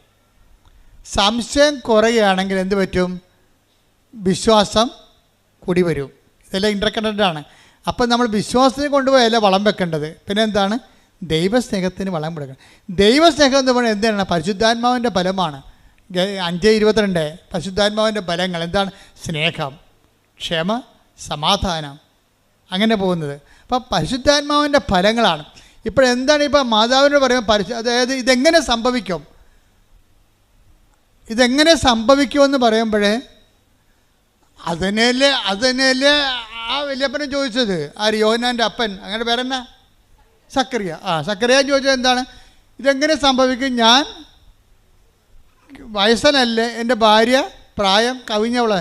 അതെന്നെ അമ്മയും ചോദിച്ചത്. പക്ഷേ പണി മേടിച്ചത് ആരാണ്? സക്കറിയ. അമ്മ പണി മേടിച്ചില്ല. എന്താ കാര്യം വെച്ച് കഴിഞ്ഞാൽ അമ്മ എന്താ ചെയ്തത്? എങ്ങനെ സംഭവിക്കും? ഞാൻ പുരുഷനെ അറിയുന്നില്ലല്ലോ. ഉടനെ മാലാഖന്ത് പറഞ്ഞ് പരിശുദ്ധാത്മാവ് നിൻ്റെ മേൽ വരും. പരിശുദ്ധാത്മാവ് നിൻ്റെ മേൽ വരുമെന്ന് പറയുന്നതും വന്നുവെന്ന് പറഞ്ഞാലും വന്നു കഴിഞ്ഞാലും ദൈവത്തിനുള്ള പ്രശ്നം വെച്ച് കഴിഞ്ഞാൽ ദൈവം ഒരു ഹിസ്റ്റോറിക്കൽ പ്രസൻസിൽ ജീവിക്കുന്ന ആളാണ്. നമ്മളെ സംബന്ധിച്ചുള്ള ഭൂതമുണ്ട്, വർത്തമാനമുണ്ട്, ഇല്ലേ? ദൈവത്തിന് ഈ പറഞ്ഞ സംഭവം ഒന്നുമില്ല. ദൈവം തന്നാൽ താനായിരിക്കുന്നു, അനാദിയായിരിക്കുന്നു, ആദികാരണമായിരിക്കുന്നു. കണ്ട അപ്പോൾ പോക്കണ്ടില്ലേ? ദൈവത്തിന് കാരണം പോലും ഇല്ല. അപ്പോൾ ദൈവത്തിന് കാലവുമില്ല, കാരണവുമില്ല. ദൈവത്തിന് കാരണവുമില്ല, കാലവുമില്ലാത്ത കാരണം ദൈവം ഒരു കാലത്തിൽ പറഞ്ഞാൽ അതിനെല്ലാം എവർ പ്രസൻ്റാണ്. ഹിസ്റ്റോറിക്കൽ പ്രസൻസ് എന്ന് പറയും. ഹിസ്റ്റോറിക്കൽ പ്രസൻറ്റ് അതായത് ചരിത്രപരമായ വർത്തമാനം. ദൈവം വരുമെന്ന് പറഞ്ഞാൽ എൻ്റെ അർത്ഥം വന്നുവെന്ന് എൻ്റെ അർത്ഥം. മനസ്സിലായില്ലേ? വരുമെന്ന് പറഞ്ഞാൽ ദൈവത്തിന് അങ്ങനെ പറയാൻ പറ്റത്തില്ലല്ലോ. വരുമെന്ന് ദൈവം പറഞ്ഞാൽ ദൈവത്തിനെ സംബന്ധിച്ചിടത്തോളം അത് വന്നതിന് തുല്യമാണ്. കാര്യം ഹീസ് ഇൻ ഹിസ്റ്റോറിക്കൽ പ്രസൻസ്. ഇതുപോലെ തന്നെ അമ്മ എന്ത് ചെയ്ത്? പരിശുദ്ധാത്മാവ് നിൻ്റെ മേൽ വരുമെന്ന് പറഞ്ഞ ആ ടൈമിൻ്റെ ആ ഇപ്സഫാത്തോ ആ ബൈ ടൈം ആ സെറ്റ് ടൈമിൽ തന്നെ ശരിക്കും പരിശുദ്ധാത്മാവിൽ അമ്മ നിറഞ്ഞു. പരിശുദ്ധാത്മാവിൽ അമ്മ നിറഞ്ഞപ്പോൾ എന്താ അമ്മ പറഞ്ഞത്? ഇതാ കർത്താവിൻ്റെ ദാസി. കണ്ട പൊക്കണ്ട. അതായത് എന്തുമാത്രം പാപം കുറഞ്ഞിരിക്കുന്നുവോ അത്രയും വെളിപാടുകളെ സ്വീകരിക്കാനും സംശയം കുറയാനും കൃപയും നിറയാനും ഇടയാകും. അപ്പം നമ്മൾ കൃപാസനം പാപത്തെ ഇങ്ങനെ പരിശുദ്ധാത്മ കിട്ടാനുള്ള ഇടപാടായിട്ട് ഇങ്ങനെ എണ്ണി പെറുക്കി അങ്ങനെ ഞാൻ പ്രസംഗിക്കാറില്ല. ഇത് ഉടമ്പടിയുമായിട്ട് ബന്ധപ്പെട്ട് ആധ്യാത്മ ജീവിതം പരിപോഷിപ്പിക്കുന്നതിൻ്റെ ആവശ്യത്തിലേക്കായിട്ട് ഞാൻ ദൈവസ്നേഹത്തിന് പ്രാധാന്യം കൊടുത്താണ് സംസാരിക്കണത്. ദൈവസ്നേഹത്തിന് പ്രാധാന്യം കൊടുത്ത് സംസാരിക്കുമ്പോൾ പരിശുദ്ധാത്മാവിൻ്റെ ഒന്നാമത്തെ ബലം സ്നേഹമാണ്. ദൈവസ്നേഹത്തെ പരിശുദ്ധാത്മാവിൻ്റെ ഫലമായിട്ട് അവതരിപ്പിക്കുമ്പോൾ സ്വാഭാവികമായിട്ടും പരിശുദ്ധാത്മാവിന് പ്രാധാന്യമുള്ളത് കാരണം എന്ത് പറ്റും? പാപം. അതാണ് ഇതെങ്ങനെ സംഭവിക്കും, ഞാൻ പുരുഷനെ അറിയുന്നില്ലെന്ന് പറയുമ്പോൾ അമ്മയ്ക്ക് പെട്ടെന്ന് മനസ്സിലാകും എന്താണ് പരിശുദ്ധാത്മാവ് നിൻ്റെ മേൽ വരുമെന്ന് പറയാം അല്ലേ. പരിശുദ്ധാത്മാവ് നിൻ്റെ മേൽ വരുമെന്ന് പറയുമ്പോൾ അമ്മയെ സംബന്ധിച്ചിടത്തോളം ഒരു കൺഫ്യൂഷനുമില്ല. അമ്മയ്ക്ക് പരിശുദ്ധാത്മാവ് ജ്ഞാനം കൊടുത്തിട്ട് പറയും, മേരി ഇന്ന് വരെ പറഞ്ഞതെല്ലാം കർത്താവിൻ്റെ ആത്മാവ് ദൈവത്തിൻ്റെ ആത്മാവെന്ന് നിന്നോടാണ് ആദ്യമായിട്ട് ഈ വെളിപാട് പറയണത്. ദൈവത്തിൻ്റെ പരിശുദ്ധാത്മാവിന് പരിശുദ്ധാത്മാവ് എന്നുള്ള പേരുള്ളത് ഇപ്പോഴാണ്. പണ്ട് ആദി ദൈവം ആകാശം ഭൂമിയിൽ സൃഷ്ടിച്ചു, ഭൂമി രൂപരഹിതമായിരുന്നു, ആഴത്തിന് മീതെ അന്ധകാരം വ്യാപിച്ചിരുന്നു, അന്ധകാരത്തിന് ജലപ്പരപ്പിലൂടെ ദൈവത്തിൻ്റെ ആത്മാവ്. പരിശുദ്ധാത്മാവല്ലേ? ആണ്. പക്ഷെ അവിടെ വിളിക്കണത് എന്താണ്? ദൈവത്തിൻ്റെ ആത്മാവ്. എസെക്കിയേൽ 37 വിളിക്കണത് എന്താണ്? കർത്താവിൻ്റെ ആത്മാവിനെ മരുഭൂമിയിലെ കൂട്ടിക്കൊണ്ടുപോയി, മനുഷ്യപുത്ര നീ എന്ത് കാണുന്നു? ഞാൻ പറഞ്ഞു, അസ്ഥികൂടങ്ങൾ. അവൻ ജീവിക്കുമോ? കർത്താവെ അങ്ങയ്ക്കറിയാം. അവിടെ എന്താണ്? കർത്താവിൻ്റെ ആത്മാവാണ്. അപ്പോൾ ദൈവത്തിൻ്റെ ആത്മാവ്, കർത്താവിൻ്റെ ആത്മാവ്. മറിയത്തോട് പറയുമ്പോഴാരും പരിശുദ്ധാത്മാവെന്ന് പറയും. പരിശുദ്ധാത്മാവ് എന്താ കാര്യം? അടി തുടങ്ങാൻ പോകണമെന്നതിൻ്റെ അർത്ഥം ആർക്കാ മനസ്സിലാകാത്തത്? മനസ്സിലാകുന്നതിന് ശരിക്കും മനസ്സിലായിട്ടുണ്ട്. അടി തുടങ്ങാൻ പോകണം. എന്താണ്? നിനക്ക് സ്ത്രീക്കും തമ്മിലും നിൻ്റെ സന്തതിക്കും സ്ത്രീയുടെ സന്തതിക്കും തമ്മിലും ഞാൻ ശത്രുത ഉളവാക്കും. അശുദ്ധാത്മാവിൻ്റെ അവതാരമായിട്ടല്ല മറ്റേ പാപരൂപം വരണത്. അപ്പോൾ പാപത്തിന് പരിഹാരം ചെയ്യാൻ ക്രിസ്തുവിനെ മനുഷ്യാവതാരത്തിലൂടെ വചനം മാംസമാകുന്ന ആ സ്വർഗീയ പ്രക്രിയയിൽ യുദ്ധം പ്രഖ്യാപിക്കുകയാണ്. നിനക്കും സ്ത്രീക്കും തമ്മിൽ. ഉൽപ്പത്തി 3:15 വർക്കൗട്ട് ചെയ്യും. എന്താ കാര്യം? ഇനി അശുദ്ധാത്മാവിനെ മുൻനിർത്തിക്കൊണ്ടാണ് പരിശുദ്ധാത്മാവെന്ന് പറയണത്. അശുദ്ധാത്മാവുണ്ട്, അതുമായിട്ടാണ് ഇനി യുദ്ധം വരാൻ പോണത്. അതിനെ മറിയത്തെ തന്നെ എക്വിപ്പ് ചെയ്യാണ്. മറിയത്തിലൂടെ ജനിക്കുന്നവനാണ് അവൻ്റെ തലയെ തകർക്കാൻ പോണത്.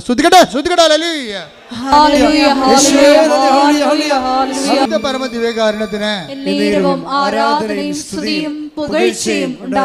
പരിശുദ്ധാത്മാവ് എന്ന് പറയുമ്പോൾ ദൈവസ്നേഹം കൂടാം. ദൈവസ്നേഹം കൂടുമ്പോൾ ഇത് പറ്റും, സംശയം കുറയും അല്ലേ? ഇങ്ങനെ വരണം. അപ്പോൾ വിശ്വാസം വർദ്ധിക്കും. എന്നിട്ട് പരിശുദ്ധാത്മാവിനെ അപ്പം വിശ്വാസം വർദ്ധിക്കുമ്പോൾ അമ്മ എന്ത് പറയും? ഇതാ കർത്താവിൻ്റെ ദാസി, നിൻ്റെ വചനം പോലെ എന്നിൽ നിറവേറട്ടെ. എന്നിട്ട് പിന്നീട് പരിശുദ്ധാത്മാവ് വീണ്ടും മറിയത്തോട് സംസാരിക്കണം. പരിശുദ്ധാത്മാവിനെ ഇൻട്രൊഡ്യൂസ് ചെയ്ത് ആര്? മാലാഖ് ഇൻട്രൊഡ്യൂസ് ചെയ്തു. മാലാഖ് ഇൻട്രൊഡ്യൂസ് ചെയ്തെങ്കിലും പരിശുദ്ധാത്മാവ് നേരിട്ട് മറിയത്തിൻ്റെ അടുത്ത് വരും. ആരിലൂടെ? എലിസബത്തിലൂടെ വരും. എലിസബത്തിനെ കാണാൻ പോകുമ്പോൾ പരിശുദ്ധാത്മാവ് നിറഞ്ഞിട്ട് മറിയം പറയും, എലിസബത്ത് പരിശുദ്ധാത്മാവ് നിറഞ്ഞു പറഞ്ഞു, മേരി കർത്താവ് മംഗളവാർത്ത സമയത്ത് നിന്നോട് അരുളി ചെയ്ത കാര്യങ്ങൾ. അവിടെ അരുളി ചെയ്തത് ആരാണ്? പിതാവായ ദൈവമാണ് അരുളി ചെയ്തത്. ഇപ്പോൾ അരുളി ചെയ്യാൻ പോണത് ആരാണ്? പരിശുദ്ധാത്മാവ് ദൈവമാണ്. കാര്യം പുത്രനായ ദൈവമാണ് മനുഷ്യാവതാരം ചെയ്യാൻ പോണത്.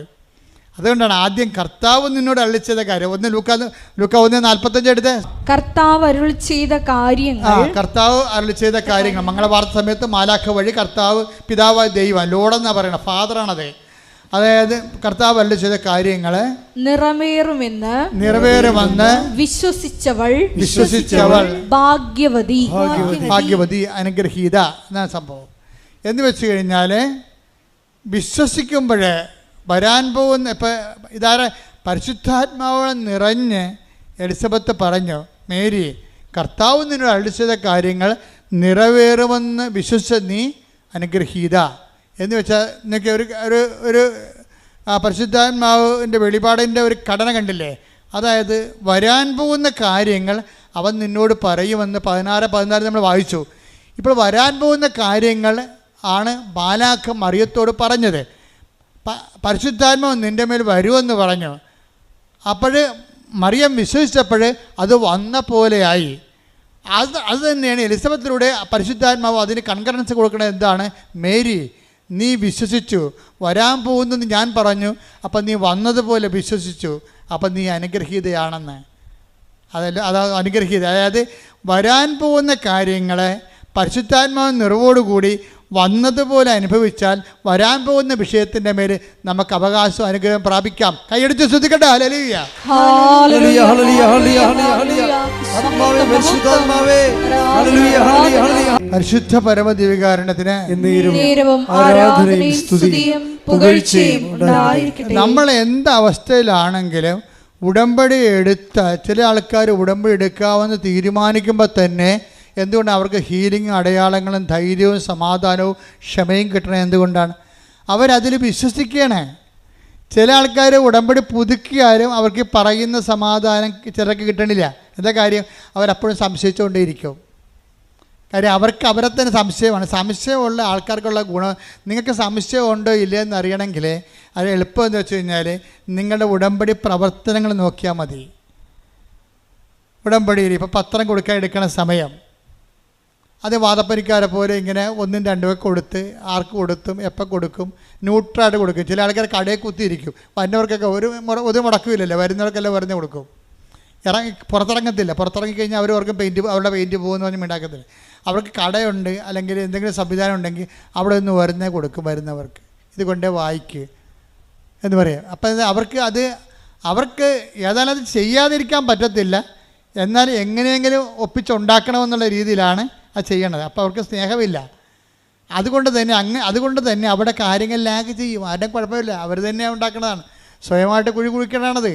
കാരണം അവർക്ക് ദൈവസ്നേഹം ഉണ്ടെങ്കിൽ അപ്പോൾ ഈ ഇരിക്കുന്ന ജോമകൾ തന്നെ നോക്കിക്കേ, അവർക്ക് അവർ ഫുൾ ടൈമിൽ പ്രവർത്തിക്കുകയാണ്. അവർ MDH മാസ്റ്റർ ഓഫ് തിയോളജിക്ക് വേണ്ടി ആലുവ പഠിക്കുകയാണ്. പക്ഷേ എന്നിട്ട് ഇവിടുന്ന് 10 കാവി കൊണ്ടുപോയി ആലുവ റെയിൽവേ സ്റ്റേഷനിലെല്ലാം കൊടുക്കും. റെയിൽവേ സ്റ്റേഷനിലെല്ലാം കൊടുക്കും കൊണ്ട് നടന്ന്. അതെന്താ കാര്യം? ഇതിനകത്ത് നിൽക്കുന്ന ആൾക്കാരുടെ പരിപാടിയാണിത്. എന്ന് വെച്ച് കഴിഞ്ഞാൽ നമുക്ക് ദൈവസ്നേഹം ഉണ്ടെങ്കിൽ നമുക്ക് സംശയം ഉണ്ടാകത്തില്ല, നമുക്ക് ബോധ്യം ഉണ്ടാകും. ബോധ്യം ഉണ്ടാവുമെങ്കിൽ എല്ലാം കർത്താവ് വേണ്ട സമയത്ത് ക്രമീകരിക്കും. ദൈവത്തിൽ നമ്മളെ ഏൽപ്പിച്ചിരിക്കുകയാണ്. ഇനി നമ്മളെന്ത് നോക്കാനാണ്?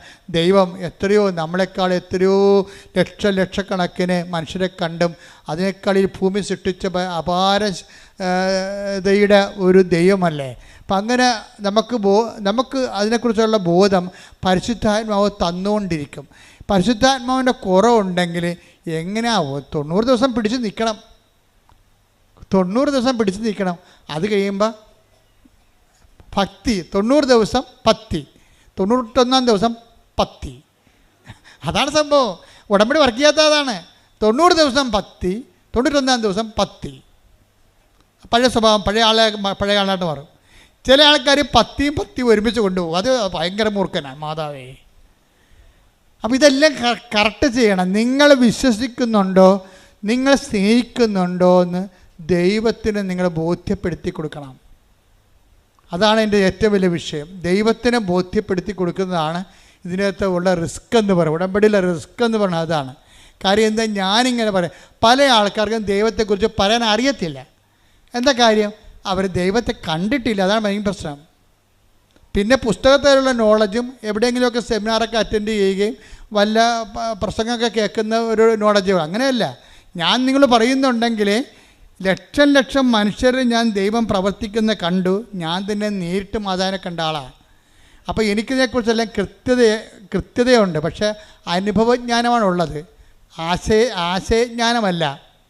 ഇത് inevitable defeat of the ideal by the real എന്ന് വെച്ച് കഴിഞ്ഞാൽ ഏത് ഐഡിയലായാലും ശരി റിയൽ വരുമ്പോൾ തോറ്റുപോകും. അത് അനിവാര്യമായ ആശയത്തിൻ്റെ തോൽവിയാണ് അനുഭവത്തിൻ്റെ വിജയമെന്ന് പറയണത്. അതുകൊണ്ട് ഞാനെപ്പോഴും ശ്രദ്ധിക്കുന്നത് അനുഭവജ്ഞാനം. ഞാനെപ്പോഴും ചിന്തിക്കുന്നത് ബിബ്ലിക്കൽ തിയോളജി എന്ന് പറയുമ്പോൾ ഞാൻ പറയും ബിബ്ലിക്കൽ എക്സ്പീരിയൻസ് തിയോളജി എന്ന് പറയും. എൻ്റെ മനസ്സുടനെ പറയും. അങ്ങനെ ഒരു ശാസ്ത്രമില്ല. ബിബ്ലിക്കൽ തിയോളജി നമ്മൾ ശാസ്ത്രമുണ്ട്. നമ്മളൊക്കെ ഇപ്പോൾ പഠിക്കണം അതാ MDH മാസ്റ്റർ ചെയ്യണവർ. അപ്പോൾ എന്താ സംഭവിച്ചാൽ ബിബ്ലിക്കൽ തിയോളജി സബ്ജക്റ്റ്. പക്ഷേ എൻ്റെ അടുത്ത് വരുമ്പോൾ ഞാൻ പറയും ബിബ്ലിക്കൽ എക്സ്പീരിയൻസ് തിയോളജി എന്ന് പറയും. ബൈബിളിലുള്ള കാര്യങ്ങളെല്ലാം മനുഷ്യൻ്റെ അനുഭവത്തിലുള്ള കാര്യങ്ങളാണ്. അത് താത്വിക ജ്ഞാനത്തിന് അവിടെ വലിയ സ്പേസ് ഇല്ല. മനുഷ്യന് അനുഭവം അല്ലെന്നുണ്ടെങ്കിൽ ഇത് അപ്രസക്തമായി തീരുകയും ചെയ്യും.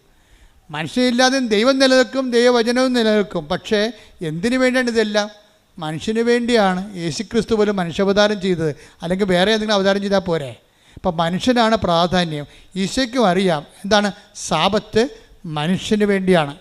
സാബത്ത് മനുഷ്യന് വേണ്ടിയാണെന്ന് പറയുമ്പോൾ വചനവും വചനത്തിൻ്റെ വ്യാഖ്യാനവും സ്പിരിച്വാലിറ്റിയും ആധ്യാത്മികതയും എല്ലാം എന്താണ് മനുഷ്യ ജീവിതത്തിന് വേണ്ടിയും ഈ കാലം നമ്മളെ എപ്പോഴും ദൗത്യം പൂർത്തിയായി കഴിയുമ്പോൾ മനുഷ്യൻ ദൈവത്തിൽ തിരിച്ചെത്തിച്ചേരാൻ വേണ്ടിയുള്ള സംവിധാനമാണ് സഭയെന്ന് പറയുന്നത്. കയ്യടിക്കട്ടെ, ശ്രുതിക്കട്ടെ. ഹല്ലേലൂയ.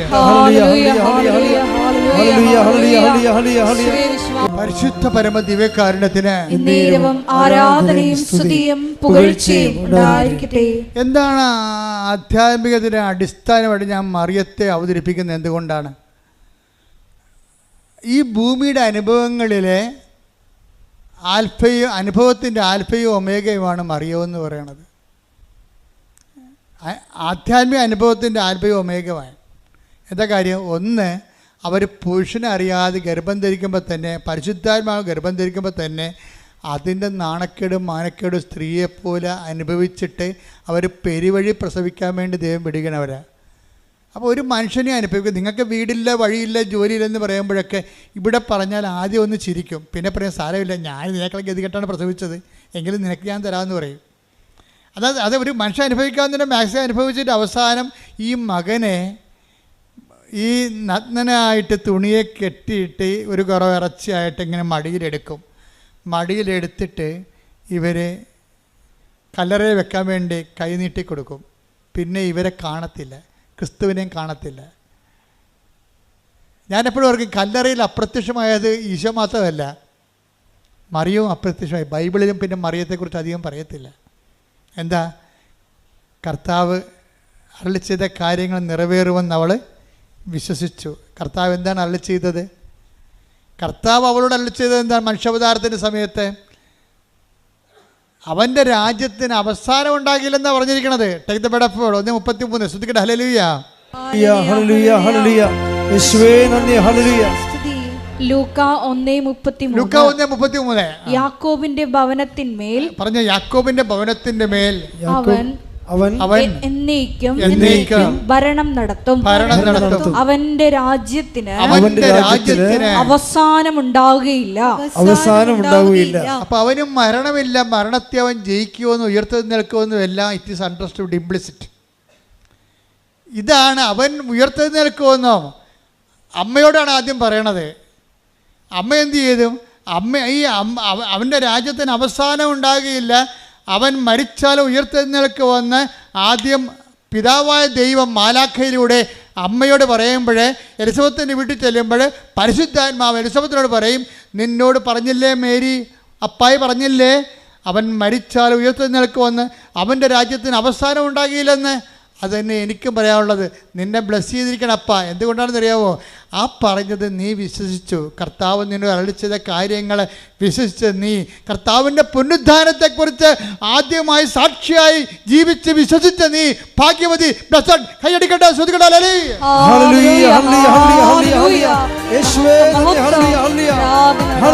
പരിശുദ്ധ പരമദിവ്യകാരുണ്യത്തിന് ആരാധനയും സ്തുതിയും പുകഴ്ചയും ഉണ്ടായിരിക്കട്ടെ. അപ്പോൾ പുനരുദ്ധാനത്തിൻ്റെ പ്രഥമ സാക്ഷി ആരാണ്? അമ്മയാണ്. അമ്മയുടെ ജീവിതം മുഴുവനും അപ്പോസ്തലന്മാർ പുനരുദ്ധാനത്തിന് സാക്ഷിയാകണത് കർത്താവ് പുനരുദ്ധാനം കഴിഞ്ഞതിന് ശേഷമാണ്. പക്ഷേ എല്ലാവരും മഗ്ദലന മറിയം ഉൾപ്പെടെ പുനരുദ്ധാനത്തിന് സാക്ഷിയാകണത് കർത്താവിൻ്റെ പുനരുദ്ധാനത്തിന് ശേഷമാണ്. അമ്മയുടെ ജീവിതം തന്നെ പുനരുദ്ധാനത്തിൻ്റെ ജീവിതം സാക്ഷിയായിട്ട് ജീവിക്കുകയും. എന്താ കാര്യം? കർത്താവ് അരുളി ചെയ്യുന്നത് 1:33 പറഞ്ഞു. കർത്താവ് അരുളി ചെയ്ത കാര്യങ്ങൾ, അതായത് 1:33 എന്താ പറഞ്ഞത്? വരാൻ പോകുന്ന കാര്യങ്ങൾ നമ്മൾ 16-14 വായിച്ചു. ആ വരാൻ പോകുന്ന കാര്യങ്ങളാണ് മാലാഖ 1:33 പറയണത്. എന്താണ്?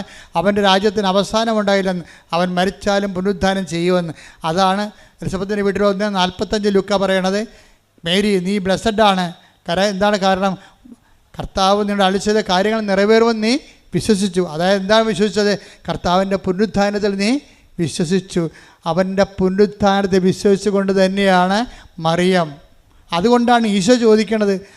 ഈശോയെ കാണാതെ വരുമ്പോൾ ഞാനും നിൻ്റെ അപ്പനും കൂടി എന്തുമാത്രം നിന്നെ അന്വേഷിച്ചെന്ന് അറിയാമോ എന്ന് ചോദിക്കുമ്പോൾ അമ്മ പറയും, അപ്പം ഈശോ പറയും, മേരി യു നോ ഇറ്റ്, നിങ്ങൾക്കറിയാം. എന്താണ്? ഞാൻ എൻ്റെ പിതാവിൻ്റെ കാര്യത്തിൽ വ്യാപൃതനായിരിക്കേണ്ടവനാണെന്ന് നിങ്ങൾക്ക് അറിയാൻ പാടില്ല എന്ന് വെച്ചാൽ അറിയാമ്മയ്ക്ക് കൈയടിക്കട്ടെ, ശ്രദ്ധിക്കട്ടെ. ഹല്ലേലൂയ, ഹല്ലേലൂയ, ഹല്ലേലൂയ, ഹല്ലേലൂയ, ഹല്ലേലൂയ, ഹല്ലേലൂയ, ഹല്ലേലൂയ. യേശുവേ നന്ദി, ഹല്ലേലൂയ, ഹല്ലേലൂയ. യോഹന്നാൻ പറയും, കണ്ടില്ലേ അമ്മയുടെ നിപ്പ് കണ്ടില്ലേ, പുനരുത്ഥാനത്തിൻ്റെ സാക്ഷിയായിട്ട്. മരിച്ചു കിടക്കുന്ന മകൻ്റെ മുമ്പിൽ ഏതെങ്കിലും അമ്മ ഇങ്ങനെ നിൽക്കുമോ? ഏതമ്മയാലും ബോധം കെട്ട് താഴെ വീണ് കിടക്കത്തില്ലേ? കണ്ടില്ലേ നിൽക്കണ നിപ്പ് കണ്ടില്ലേ? എന്താണ്? അമ്മ കുരിശിൻ്റെ ചുവട്ടിൽ നിന്നിരുന്നു. ആരായിട്ട് നിന്ന്? ഈശോയുടെ പുനരുത്ഥാനത്തിൻ്റെ സാക്ഷിയായിട്ട്. ഇപ്പം നിന്നതല്ലല്ലോ, മംഗളവാർത്ത കാലം മുതൽ തന്നെ അവർ പുനരുത്ഥാനത്തിൻ്റെ സാക്ഷിയാണ്. അതുകൊണ്ട് തന്നെയാണ് പല വിഷയങ്ങളും അമ്മ ഹൃദയത്തിൽ സംഗ്രഹിക്കണത്. എന്താണ് സംഗ്രഹിക്കണത്? എല്ലാത്തിൻ്റെ അവസാനം എൻ്റെ മകൻ ദൗത്യം പൂർത്തിയാക്കി പുനരുത്ഥാനം ചെയ്യും, ലോകത്തിൻ്റെ രക്ഷ കൈവരും. രക്ഷയെ ധ്യാനിച്ചുകൊണ്ടാണ് അമ്മയെല്ലാം ക്രിസ്തുവിലൂടെ സംഭവിക്കാൻ പോകുന്ന പുനരുത്ഥാനത്തിലൂടെ വരാൻ സമാഗതമാകാൻ പോകുന്ന മനുഷ്യൻ്റെ രക്ഷയെ ധ്യാനിച്ചുകൊണ്ട് അമ്മ ഒറ്റ വാക്കിൽ ഒതുക്കും. എന്താണ്? മേരി ഹൃദയത്തിൽ സംഗ്രഹിച്ചു. കയ്യടിക്കട്ടെ.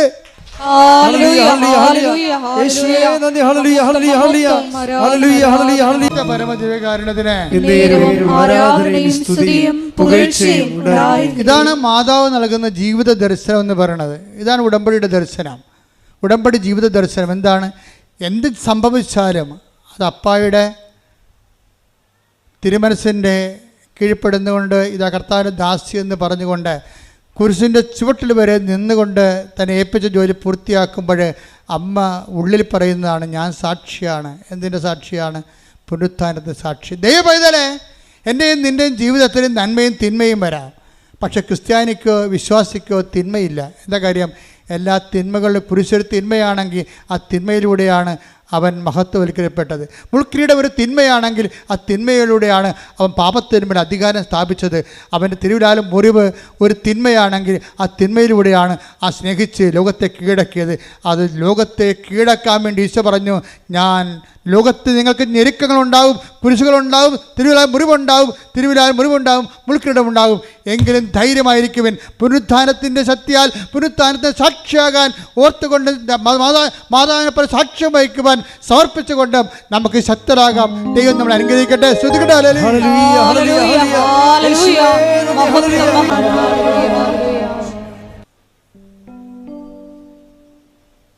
എല്ലാത്തിനും പരിഹാരം ഉണ്ടാകുന്ന ഇന്നലെ നമുക്ക് നടന്നത് 33 സാക്ഷ്യങ്ങളാണ്. എ ഗ്രേഡായിട്ടുള്ള വലിയ സാക്ഷ്യങ്ങളാണ്.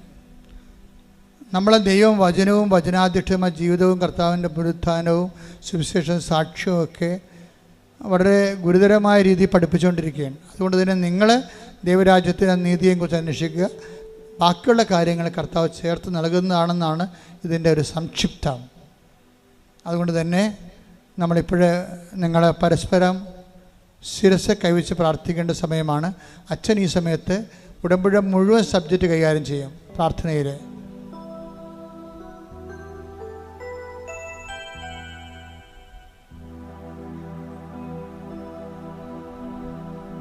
പരിശുദ്ധാത്മ നിറയാൻ വേണ്ടി മക്കൾ ഇടിമുഴക്കം പോലെ സ്തുതിച്ചാൽ മതി. ഞാൻ വിഷയങ്ങൾ പ്രാർത്ഥിച്ചുകൊണ്ടിരിക്കുന്നത്, നിങ്ങൾ പരിശുദ്ധാത്മ നിറയാൻ വേണ്ടി ശക്തമായി സ്തുതിച്ചുകൊണ്ടിരിക്കട്ടെ. സ്തുതിക്കട്ടെ. ഹല്ലേലൂയ. കർത്താവിൻ്റെ ഉന്നതമായ നാമത്തിന് സ്വസ്ഥം ചെയ്യുന്ന കർത്താവേ, കർത്താവിൻ്റെ വിശുദ്ധ പൗരോഹിത്യത്തെ മഹത്വപ്പെടുത്തണമേ കർത്താവേ. കർത്താവെ, സഭയിലുള്ള സാന്നിധ്യം പ്രകടമാക്കണമേ കർത്താവേ. കർത്താവെ, 38 വർഷം ഞാൻ അർപ്പിച്ച കൃപാന്റെ ജൂബിലിയാണ്. കൃപാസ്ഥാനത്താറെ ജീവനോടെ പ്രത്യക്ഷപ്പെട്ട പരിശുദ്ധ അമ്മയുടെ മാധ്യസ്ഥത ഈ അൾത്താറയിൽ നടന്ന 10,000 ആരാധനയുടെ ശക്തിയാണ്. ഈ അൾത്താറയിൽ നടന്ന 10,000 ആരാധനയുടെ ശക്തിയാണ്. ഞാൻ മക്കൾക്ക് വേണ്ടി പ്രാർത്ഥിക്കുന്ന കർത്താവേ, ദൈവത്തിൻ്റെ കരുണ ചൊരിയട്ടെ, ദൈവത്തിൻ്റെ കരുണ ചൊരിയട്ടെ, ദൈവത്തിൻ്റെ കരുണ ചൊരിയട്ടെ, ദൈവത്തിൻ്റെ കരുണ ചൊരിയട്ടെ.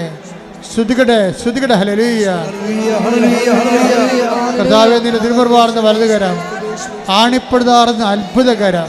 കർത്താവേ, നിന്റെ തിരുമുറിവാർന്ന വലതുകരം, ആണിപ്പെടുതാർന്ന അത്ഭുതകരം. കർത്താവേ, നിന്റെ തിരുമുറിവാർന്ന വലതുകരം, ആണിപ്പെടുതാർന്ന അത്ഭുതകരം. അങ്ങയുടെ മക്കളുടെ ശിരസിൽ വെക്കണമേ, അങ്ങയുടെ മക്കളുടെ ശിരസിൽ വെക്കണമേ. സന്ധിബന്ധങ്ങളിലെ കർത്താവിൻ്റെ അകത്ത് നിറയട്ടെ, മാംസപേശികളിലെ കർത്താവിൻ്റെ അകത്ത് നിറയട്ടെ, രക്തഞരമ്പുകളിലെ കർത്താവിൻ്റെ അകത്ത് നിറയട്ടെ, രക്തഞരമ്പുകളിലെ കർത്താവിൻ്റെ അകത്ത് ഉച്ച മുതൽ ഉള്ളംകാല വരെ കർത്താവിൻ്റെ അകത്ത് നിറയട്ടെ. മാരക രോഗങ്ങൾ, തീരാവേദികൾ, ജീവ ദുരിതങ്ങൾ, ആന്തരിക രോഗങ്ങൾ, ആന്തരിക അവയവ രോഗങ്ങൾ യേശുവിൻ്റെ നാമത്തിൽ സൗഖ്യം പ്രാപിക്കട്ടെ. പരിശുദ്ധാത്മാവ് നിറയട്ടെ, പരിശുദ്ധാത്മാവ് നിറയട്ടെ. സുവിശേഷം സാക്ഷിയാകാൻ പ്രത്യേക അഭിഷേകം ലഭിക്കട്ടെ. കർത്താവെ, ജീവിക്കാൻ മാർഗമില്ലാത്തവർ, വീടില്ലാത്തവർ, വഴിയില്ലാത്തവർ, കർത്താവെ, വീട്ടിലെ വേദന വിട്ടുമാറാത്തവർ, ജീവിതമാർഗം മുട്ടിപ്പോയവർ, ജോലി, പഠനം, പരീക്ഷ, കർത്താവെ, ഇങ്ങനെയുള്ള എല്ലാ മേഖലകളിൽ സംഘർഷത്തോടെ ജീവിക്കുന്നവരുടെ മേൽ കർത്താവിൻ്റെ സാന്ത്വനം നൽകണമേ എന്ന് പ്രാർത്ഥിക്കുന്നു. ആശുപത്രിയിൽ പോകാനിരിക്കുന്നവർ, ആശുപത്രി കിടക്കുന്നവർ, ഓപ്പറേഷൻ നിശ്ചയിച്ചിട്ടുള്ളവർ, ഓപ്പറേഷൻ കഴിഞ്ഞ് വീട്ടിൽ താമസിക്കുന്നവർ, കർത്താവെ, മക്കളില്ലാത്തവർ, വിവാഹം ഒത്തുവരാത്തവർ, ഡൈവേഴ്സ്, കർത്താവെ, ഡൈവേഴ്സിന് വേണ്ടി ഒരുങ്ങിക്കൊണ്ടിരിക്കുന്നവർ, അതിൽ അകപ്പെട്ടു പോയവർ എല്ലാം സമയത്ത് പ്രാർത്ഥിക്കുന്നു. കർത്താവിൻ്റെ കരുണ, കർത്താവിൻ്റെ സഹകരണ ഈശോയെ നിലനിൽക്കേണ്ട മക്കൾ, തെറ്റായ പ്രണയത്തിൽ കുടുങ്ങിയവർ, അതുപോലെ പ്രണയത്തിൽ കുടുങ്ങിപ്പോയവർ, കുടുംബത്തിന് ദോഷമുണ്ടാക്കുന്നവർ, കുടുംബത്തിന് എല്ലാ തരത്തിലുള്ള സാമ്പത്തിക തകർച്ചയും ജീവിത തകർച്ചയും കുടുംബത്തെ നശിപ്പിച്ചുകൊണ്ട് സ്വന്തം താല്പര്യങ്ങളും സുഖങ്ങൾക്കൊക്കെ വേണ്ടി ജീവിതത്തെയും മാതാപിതാക്കന്മാരെ വിട്ടെറിഞ്ഞ് പോയിട്ടുള്ള ബുദ്ധിമോശം കാണിച്ചുള്ള വ്യക്തികൾക്ക് മാനസാന്തരം ഉണ്ടാകാൻ കർത്താവിൻ്റെ ആത്മാവ് നൽകട്ടെ എന്ന് പ്രാർത്ഥിക്കുന്നു. കർത്താവിൻ്റെ ആത്മാവ് പ്രവർത്തിക്കട്ടെ പ്രാർത്ഥിക്കുന്നു. എൻ്റെ കർത്താവിൻ്റെ ഉന്നതമായ നാമത്തിൽ, സഭയുടെ അധികാരത്തിൽ, കുരിശിൻ്റെ അടയാളത്തിൽ, ദൈവത്തിൻ്റെ നാമത്തിൽ മാരക രോഗങ്ങൾ, തീരാവേദികൾ, ജീവ ദുരിതങ്ങൾ യേശുവിൻ്റെ നാമത്തിൽ മാറിപ്പോകട്ടെ. ജോലി ഇല്ലാത്തവരെ, സാമ്പത്തിക കടങ്ങളുള്ളവരെ, ജപ്തി നടപടി നടക്കുന്നവരെ, അതിലകപ്പെട്ടു പോയിരിക്കുന്നവരെ, ഒറ്റ പാട്ടം, അതുപോലെ തന്നെ കർത്താവ് അതിലേക്ക് അകപ്പെട്ടിരിക്കുന്നവരെ, ജീവിതമാർഗത്തിന് മാർഗമില്ലാത്തവരെ, ജോലി നഷ്ടപ്പെട്ടവരെ, തിരിച്ചു പോരാൻ പോകുന്നവരെ, വിസ നഷ്ടപ്പെട്ടവരെ, പലതരത്തിൽ കർത്താവെ വിസ പുതുക്കി കിട്ടാത്തവരെ, അന്യനാടുകളിൽ വേദന അനുഭവിച്ച് ജീവിക്കുന്നവരെ, കർത്താവേ, എല്ലാ മക്കളുടേക്കും ദൈവത്തിന് സ്വർഗം തുറക്കണമേ, സ്വർഗം തുറക്കണമേ, സ്വർഗം തുറക്കണമേ, സ്വർഗം തുറക്കണമേ. കർത്താവിൻ്റെ ആത്മാവ് ഇടിത്തീ പോലെ, കർത്താവിൻ്റെ ആത്മാവ് ഏലിയായി നിവസിച്ച പരിശുദ്ധാത്മാവ്, ദാവീദ് നിവസിച്ച പരിശുദ്ധാത്മാവ്, യേശു ക്രിസ്തു നിവസിച്ച പരിശുദ്ധാത്മാവ്, ശിഷ്യന്മാർ ഇറങ്ങുമ്പോൾ പരിശുദ്ധാത്മാവിനാൽ അഭിഷേകം ചെയ്യപ്പെട്ടെ, അഭിഷേകം ചെയ്യപ്പെട്ടെ, അഭിഷേകം ചെയ്യപ്പെടട്ടെ. യേശുവിന്റെ നാമത്തിൽ എല്ലാ കോശങ്ങളും പേശികളും യേശുവിന്റെ നാമത്തിൽ പെരുമഴ പോലെ, കൊടുങ്കാറ്റ് പോലെ വീശി അടിക്കട്ടെ. ആത്മാവിനെ വീശടിക്കട്ടെ, ആത്മാവ് വീശടിക്കട്ടെ. യേശുവിന്റെ നാമം ദൈവവിളികളില്ലാത്ത കുടുംബങ്ങള്, ദൈവവിളികൾക്ക് എല്ലാ തരത്തിലുള്ള തടസ്സങ്ങളുള്ളവര്, ദൈവവിളി നഷ്ടപ്പെടാൻ പോകുന്നവര്, എല്ലാ സ്ഥലത്തും പ്രാർത്ഥിക്കും. പുതിയ ദൈവവിളിക്ക് വേണ്ടി പ്രാർത്ഥിക്കുന്നവര് എല്ലാവരുടെയും ദൈവത്തിന്റെ കണ്ടെത്തരട്ടെ.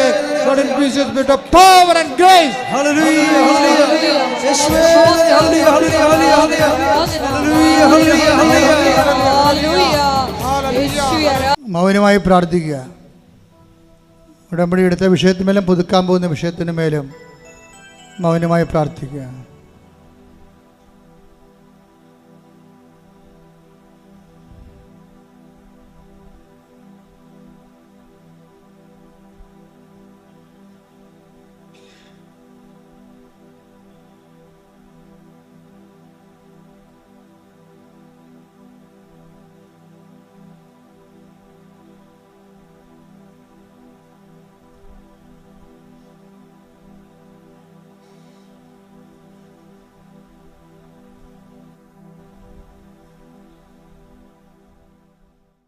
സമാപന ആശീർവാദത്തിലേക്ക് പോവുകയാണ് നമ്മൾ.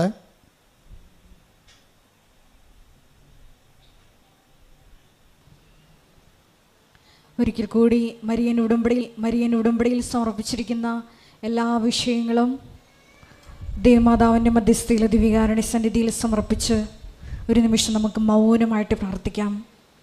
പരിശുദ്ധ അമ്മയെപ്പോലെ വരാൻ പോകുന്ന കാര്യങ്ങൾ അറിയിക്കുമ്പോൾ പരിശുദ്ധാത്മാവിൽ നിറഞ്ഞ് ഇതാ കർത്താവിൻ്റെ ദാസി എന്ന് പറഞ്ഞ് മൗനസമർപ്പണം ചെയ്ത് പുനരുദ്ധാനത്തിൻ്റെ ആദ്യ സാക്ഷ്യം വഹിക്കുവാൻ ഈ ആരാധനയിലൂടെ ഉടമ്പടി എടുത്തിരിക്കുന്ന ഞങ്ങളെ ഓരോരുത്തരെയും തിരഞ്ഞെടുത്ത് അഭിഷേകം ചെയ്യണമേ എന്ന് പ്രാർത്ഥിച്ചുകൊണ്ട് ശിരസ്സ് നമിച്ച് ദിവ്യകാരുണ്യ ആശീർവാദം സ്വീകരിക്കാം.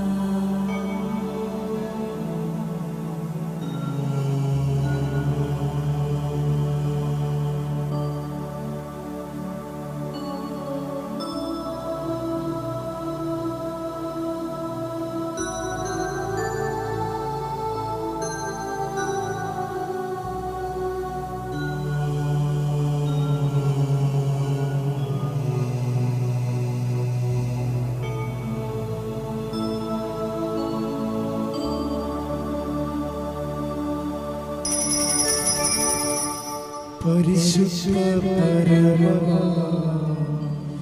ദിവ്യകാരുണ്യമേ, എന്നുമെന്നും അങ്ങേയ്ക്കാരാധന. പരിശുദ്ധ പരമ ദിവ്യകാരുണ്യമേ, എന്നുമെന്നും അങ്ങേയ്ക്കാരാധന.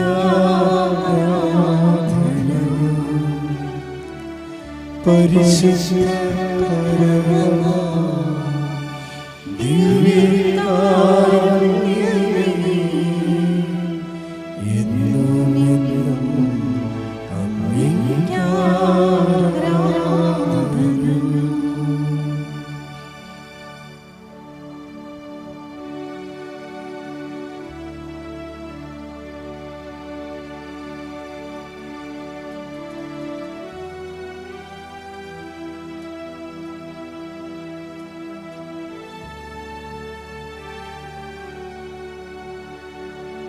ആവേ ആവേ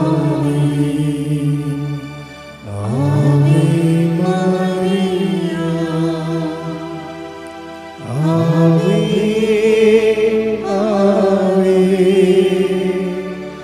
ആവേ മറിയ.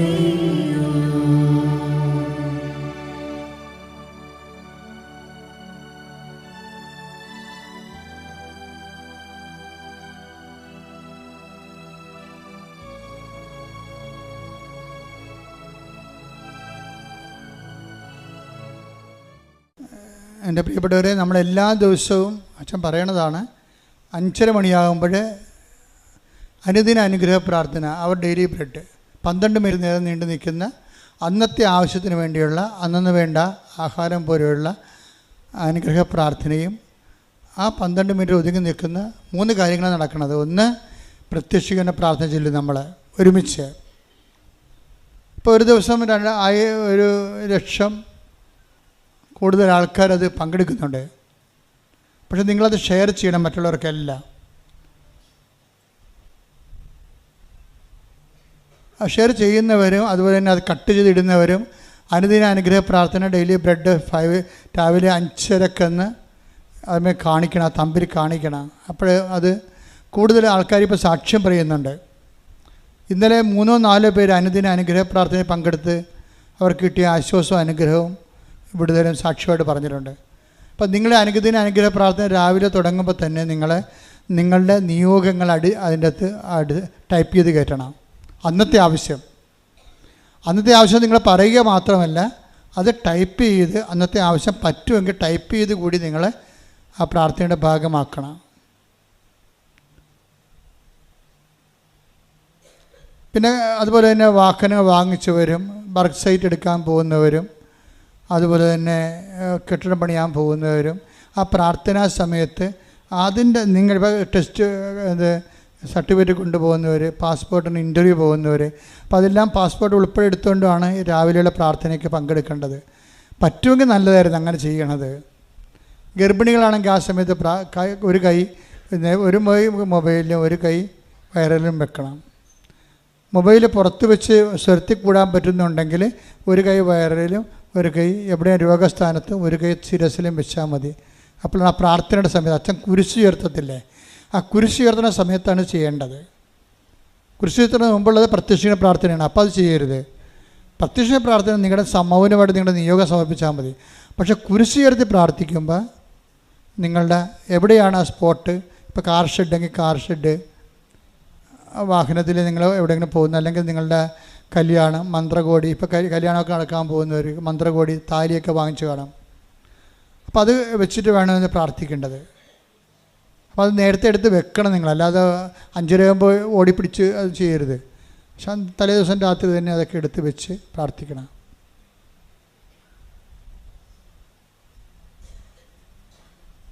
ഇങ്ങനെയുള്ള സംഭവങ്ങളൊക്കെ ഇവിടെ സമർപ്പിക്കാൻ വേണ്ടി ഞാനിവിടെ കുറച്ച് കഴിയുമ്പോൾ ഒരു പീഠം ഇതിനു വേണ്ടി വെക്കും മാതാവിൻ്റെ അടുത്ത്. ഇപ്പം നിങ്ങളുടെ മന്ത്രകോടി, ചില ആൾക്കാർ മന്ത്രകോടി കൊണ്ടും താഴെ വെക്കുന്നുണ്ട്, ചില താഴെ താലി കൊണ്ട് താഴെ വെക്കുന്നുണ്ട്, ചില ആൾക്കാർ കല്യാണം കഴിച്ചതിന് ശേഷം ചില ആൾക്കാർ മക്കളെ കൊണ്ടുവന്ന് അവിടെ കിടത്തണുണ്ട്.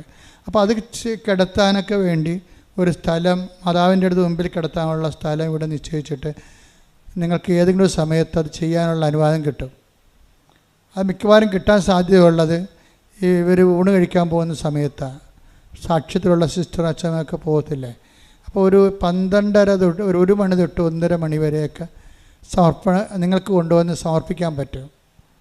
അതിവിടെ മുട്ട തന്നിട്ട് ഇവിടെ സെറ്റ് ചെയ്ത് തരാം. ഇപ്പോൾ പറയത്തില്ല, ഞാൻ അനൗൺസ് ചെയ്ത് ഇതെല്ലാം സെറ്റാക്കി കഴിഞ്ഞിട്ട് അനൗൺസ് ചെയ്തതിനൊക്കെ എനിക്കിപ്പോഴൊരു കൺഫ്യൂഷനുണ്ട്. അത് മാതാവ് ഇങ്ങനെ രൂപമായിട്ട് ഇരിക്കുകയും മാതാവ് ഇങ്ങനെ കൈ തുറന്നിരിക്കുന്ന ഒരു രൂപമാണ് എനിക്ക് ദർശനത്തിൽ കിട്ടിയത്. അപ്പോൾ അത് അങ്ങനെ തന്നെയാണെങ്കിൽ അത് ഇവിടെ തന്നെ വെക്കാൻ പറ്റത്തില്ല, മാതാവിൻ്റെ രൂപ ഇവിടെ ഉള്ളത് കാരണം. അപ്പോൾ ഒരു കൺഫ്യൂഷനുണ്ട്. പക്ഷേ ഇങ്ങനെ ഒരു സംവിധാനം വരുന്നത് വരെ നിങ്ങളെ ഈ പ്രത്യക്ഷീണ രാവിലെയുള്ള അനുദിന അനുഗ്രഹ പ്രാർത്ഥന ഉപയോഗിക്കണം. അവിടെ അതുകൂടി അത് ഉൾപ്പെടുത്തിക്കൊണ്ടാണ് ഞാൻ അച്ഛൻ പ്രാർത്ഥിക്കുന്നത്. അതായത് ഒരു മനുഷ്യന് ഈ ജീവിതത്തിൽ ഒരു ദിവസം അനുഭവിക്കുന്ന എല്ലാ കാര്യങ്ങളുടെ മേലും അത് ആ പ്രാർത്ഥന പോകും. അതുകൊണ്ട് നിങ്ങളത് കേൾക്കുകയും കൂടുകയും മറ്റുള്ളവർക്ക് ഷെയർ ചെയ്യുകയും ചെയ്യണം. പിന്നീട് നിങ്ങളുടെ തനത് നിയോഗങ്ങളാണ് ആദ്യം തന്നെ പ്രത്യക്ഷ പ്രാർത്ഥന തുടങ്ങുമ്പോൾ ആദ്യം തന്നെ നിങ്ങളുടെ നിയോഗം വെക്കാനുള്ള സമയം ഉണ്ടാകും. രണ്ടാമത്തെ അറിയിപ്പ്, നമ്മളെപ്പോഴും ശ്രദ്ധിക്കേണ്ട കാര്യം, ഇപ്പോൾ ഭാര്യയും ഭർത്താവും കൂടി ഉടമ്പടി എടുക്കുന്നുണ്ട്. ഉടമ്പടി ഭർത്താവിൻ്റെയും ഭാര്യയുടെയും പേരിലാണ് ഉടമ്പടി എടുക്കുന്നത്. പക്ഷേ എന്നിട്ട് ഈ അണ്ണൻ ക്ലാസ്സിൽ പങ്കെടുക്കത്തില്ല, അങ്ങേര് പോയി അവിടെ ഇരിക്കും, കാറിലിരിക്കും. എന്നിട്ട് ഭാര്യ ക്ലാസ്സും കേട്ടോണ്ട് വരുമ്പോൾ പുള്ളിക്കാരൻ ഇങ്ങനെ നെഞ്ചും പിരിച്ച് ഇങ്ങനെ ഭാര്യയുടെ കൂടെ വരും. അപ്പോൾ ഇവിടെ നിന്നുള്ള ആൾക്കാരെ തള്ളി മാറ്റും. കാര്യത്തെ കള്ളത്തരല്ലേ കാണിക്കണത്. ഉടമ്പടി എടുത്തിട്ടുണ്ടെങ്കിൽ ഭാര്യയും ഭർത്താവും ആണെങ്കിൽ ഭാര്യയും ഭർത്താവും ക്ലാസ് കൂടണം. അല്ലെങ്കിൽ നിങ്ങൾക്ക് എന്താ ഇത്രയും ബുദ്ധിമുട്ട് കള്ളത്തരം കാണിക്കണത് എന്തിനാ? നിങ്ങൾ ഭാര്യയുടെ പേരിലെടുത്തോ, പ്രശ്നമൊന്നുമില്ലല്ലോ. ഭാര്യയും ഭർത്താവെന്ന് എഴുതി കഴിഞ്ഞാൽ തീർച്ചയായിട്ടും എന്താ ഇവർ ഉദ്ദേശിക്കണമെന്ന് വെച്ച് കഴിഞ്ഞാൽ അച്ഛൻ്റെ അടുത്ത് വരുമ്പോഴും ഭർത്താവിനും കൂടി വരാം. അല്ലെങ്കിലും ഞാൻ ഭാര്യ ഒരു കാര്യം പറഞ്ഞാൽ ഞാൻ അവിടെ മക്കളുണ്ടാകുന്ന ചോദിക്കും. അവിടെ അച്ഛൻ്റെ അടുത്ത് വരുന്ന ആൾക്കാരെ സംബന്ധിച്ചത് എനിക്കറിയാൻ പറ്റും. ഇപ്പോൾ മക്കൾ ചിലപ്പോൾ ഉടമ്പടി എടുത്ത് കാണത്തില്ലായിരിക്കും. പ്രത്യേകം ഈശോനോട് പറയാം, മക്കൾ വന്നിട്ടുണ്ട് വിളിച്ചോളാൻ പറയും. അപ്പോൾ ഞാൻ വിളിപ്പിക്കും. ചിലപ്പോൾ ഭർത്താവിനെ വിളിപ്പിക്കും. അപ്പോൾ ഭർത്താവ് ഇവിടെ ഇല്ല, ഭർത്താവ് അവിടെ ഇരിക്കും. ഞാൻ പോയി വിളിച്ചോണ്ട് പാടിയാൽ പറയാം. കാര്യം അവരെ കാണാൻ ഉദ്ദേശിക്കുന്നുണ്ട് ഈശോ. ചിലപ്പോൾ ആ പാവപ്പെട്ടവന് ആവശ്യമില്ലാത്ത കുറ്റബോധമായിട്ട് എനിക്കിതൊന്നും പറഞ്ഞിട്ടില്ല, ദൈവത്തിന് എന്നെ വേണ്ട, എൻ്റെ കയ്യിരിപ്പിൻ്റെ കുഴപ്പമാണെന്ന് പറഞ്ഞുകൊണ്ട് വിഷമിച്ചിരിക്കുകയായിരിക്കും. അവനെ വിളിച്ചിട്ടൊരു ബ്ലസ് ചെയ്യുമ്പോൾ ഓക്കെ ആവും ആൾ. അപ്പം അതുകൊണ്ട് നിങ്ങൾ അതായത് ഇതൊക്കെ ഇവിടുന്ന് കിട്ടും. പിന്നെ എന്നോട് നിങ്ങൾ പറഞ്ഞാൽ മതി. അച്ഛനെ കാണാൻ പറ്റുമ്പോൾ പറയണം, അച്ഛാ ഇന്നതാണ് സംഭവം, പുള്ളിക്കാരൻ വന്നിട്ടുണ്ട്, ഇവിടെ ഇപ്പോൾ ഉണ്ട്, വിളിക്കട്ടെ എന്ന് ചോദിക്കും. അങ്ങനെ എത്ര പേര് വിളിക്കുന്നു, മക്കളെ വിളിക്കും. പക്ഷേ ആ കുടുംബത്തിലുള്ള ആളായിരിക്കണം. അത് നിങ്ങളിവിടെ വന്നിട്ട് ചേട്ടത്തിനെ വിളിച്ചോണ്ട് വരരുത്. ചേട്ടത്തിനെ കൊണ്ടുവന്നു ഞാൻ പറയാം, അത് വേറെ വീടല്ലേ, നിങ്ങളല്ല. നിങ്ങളുടെ ഉടമ്പടിയിൽ പങ്കുപറ്റാൻ വേണ്ടി എംബ്രാൻ്റെ വെട്ടത്ത് വാരുടെ അത്താഴത്തിന് വേണ്ടി വന്നിരിക്കണവർ. നമുക്ക് കാശ് മുടക്കിയാലേ എണ്ണ കത്തത്തുള്ളൂ. അതൊക്കെ നിങ്ങൾ കത്തിക്കണം. അവർ വെട്ടം കാണും. അങ്ങനെയുള്ള ചൂഷണവും നടക്കത്തില്ല, വിളിക്കാൻ പറ്റത്തില്ലെന്ന് പറയും. അത് വേറെ വീടാണെന്ന് പറയും. നിങ്ങളുടെ അനിയത്തിയായിരിക്കും, പക്ഷേ അവരെ കെട്ടിച്ചു വിട്ട് വേറെ വീട്ടിൽ അത് താമസിക്കണം. അവർക്കിതുമായിട്ട് ഉടമ്പടിയായിട്ട് ബന്ധമില്ല. ആ ഉടമ്പടി എടുത്ത ഭവനത്തിന് തീർച്ചയായിട്ടും ഭർത്താവിനും വിശ്വസിച്ചാലും ഇല്ലെങ്കിലൊക്കെ ഒരു ബന്ധമുണ്ടാകും. അയാൾക്ക് ഇവിടം വരെ വരാൻ തയ്യാറായിട്ടുണ്ടെങ്കിൽ എന്നോട് പറയാം, ഭർത്താവ് വന്നിട്ടുണ്ട് എന്ന് പറയുമ്പോൾ ഞാൻ പറയും, വിളിക്കാൻ പറയും. ചിലപ്പോൾ ഭയങ്കര മുക്കുടിയനായിരിക്കും, അല്ലെങ്കിൽ വേറെ എന്തെങ്കിലും കേസൊക്കെ ആയിരിക്കും. പക്ഷേ ചിലപ്പോൾ ഒരു ബ്ലെസ്സിങ് കൊണ്ട് ചിലപ്പോൾ അത് ശരിയാകും. ഇവിടം വരെ വന്നിട്ടുണ്ടെങ്കിൽ മാതാവില്ലേ കൊണ്ടുവന്നത് അയാളെ. അതിനാർക്കാണ് അറിയാൻ പറ്റാത്തത്. ഇവിടം വരെ ആ മകൻ വന്നിട്ടുണ്ടെങ്കിൽ അതിൻ്റെ അർത്ഥം എന്താണ്? ദൈവത്തിൻ്റെ ഒരു അനുഗ്രഹം ഉള്ളതുകൊണ്ടാണല്ലോ ഈ മണ്ണി ചവിട്ടിയത്. അപ്പോൾ നമ്മൾ വിളിച്ചൊരു ബ്ലെസ്സിങ് കൊടുക്കും. അപ്പോൾ പക്ഷെ അവരിവിടെ തിരക്ക് കാണിക്കരുത്. കാര്യം ഇവിടെ ചീട്ടെടുത്തിട്ട് മാത്രമേ ഇവിടെ നിർത്തത്തുള്ളൂ. മറ്റുള്ളവർ ആ ചീട്ട് വഴി ഇവിടെ വരുമ്പോൾ എന്നോട് പറഞ്ഞാൽ മതി, ഭർത്താവ് വന്നിട്ടുണ്ടെന്ന് പറഞ്ഞാൽ എവിടെയാണ് നിൽക്കണം അവിടെ നിന്ന് വിളിപ്പിക്കും. അതിന് പ്രശ്നമൊന്നുമില്ല. പക്ഷെ അതിൻ്റെ പേര് നിങ്ങൾ കള്ളത്തറ കർത്താവിൻ്റെ അടുത്ത് കൈ നനയാതെ മീൻ പിടിക്കാൻ നോക്കരുത്. ക്ലാസ് പങ്കെടുക്കാതെ ഭാര്യയുടെ കൂടെ ഇതിൻ്റെ അകത്ത് കയറാമെന്ന് അത് ശരിയല്ല. അതൊന്ന് ശ്രദ്ധിക്കണം. 2-3 കേസ് ഇപ്പോൾ കിട്ടിയത് കൊണ്ട് ഇങ്ങനെ പറയണതാണ്. ഓക്കെ. സ്നേഹമുള്ളവരെ, വ്യാഴം ഞായർ ദിവസങ്ങളൊഴികെ എല്ലാ ദിവസവും ബഹുമാനപ്പെട്ട VP ജോസഫ് അച്ഛൻ ഗുരുതരമായിട്ടുള്ള വിഷയങ്ങളിലൂടെ, ജീവിത വിഷയങ്ങളിലൂടെ കടന്നു പോകുന്ന സഹോദരങ്ങളെ പ്രാർത്ഥനാ കൗൺസിലിങ്ങിനായിട്ട് ഈ അൾത്താരയിൽ കാണുന്നതാണ്. പ്രത്യേകം ഓർമ്മപ്പെടുത്തുന്നു. ഇത്തരത്തിൽ മരിയൻ ഉടമ്പടി പുതുക്കി ബഹുമാനപ്പെട്ട VP ജോസഫ് അച്ഛനെ കാണാൻ വരുന്ന സഹോദരങ്ങൾ അതിൻ്റെ കാരണം തെളിയിക്കുന്ന രേഖകൾ കൂടി ആ സമയം കൊണ്ടുവരണമെന്ന് സ്നേഹപൂർവ്വം ഓർമ്മപ്പെടുത്തുന്നു.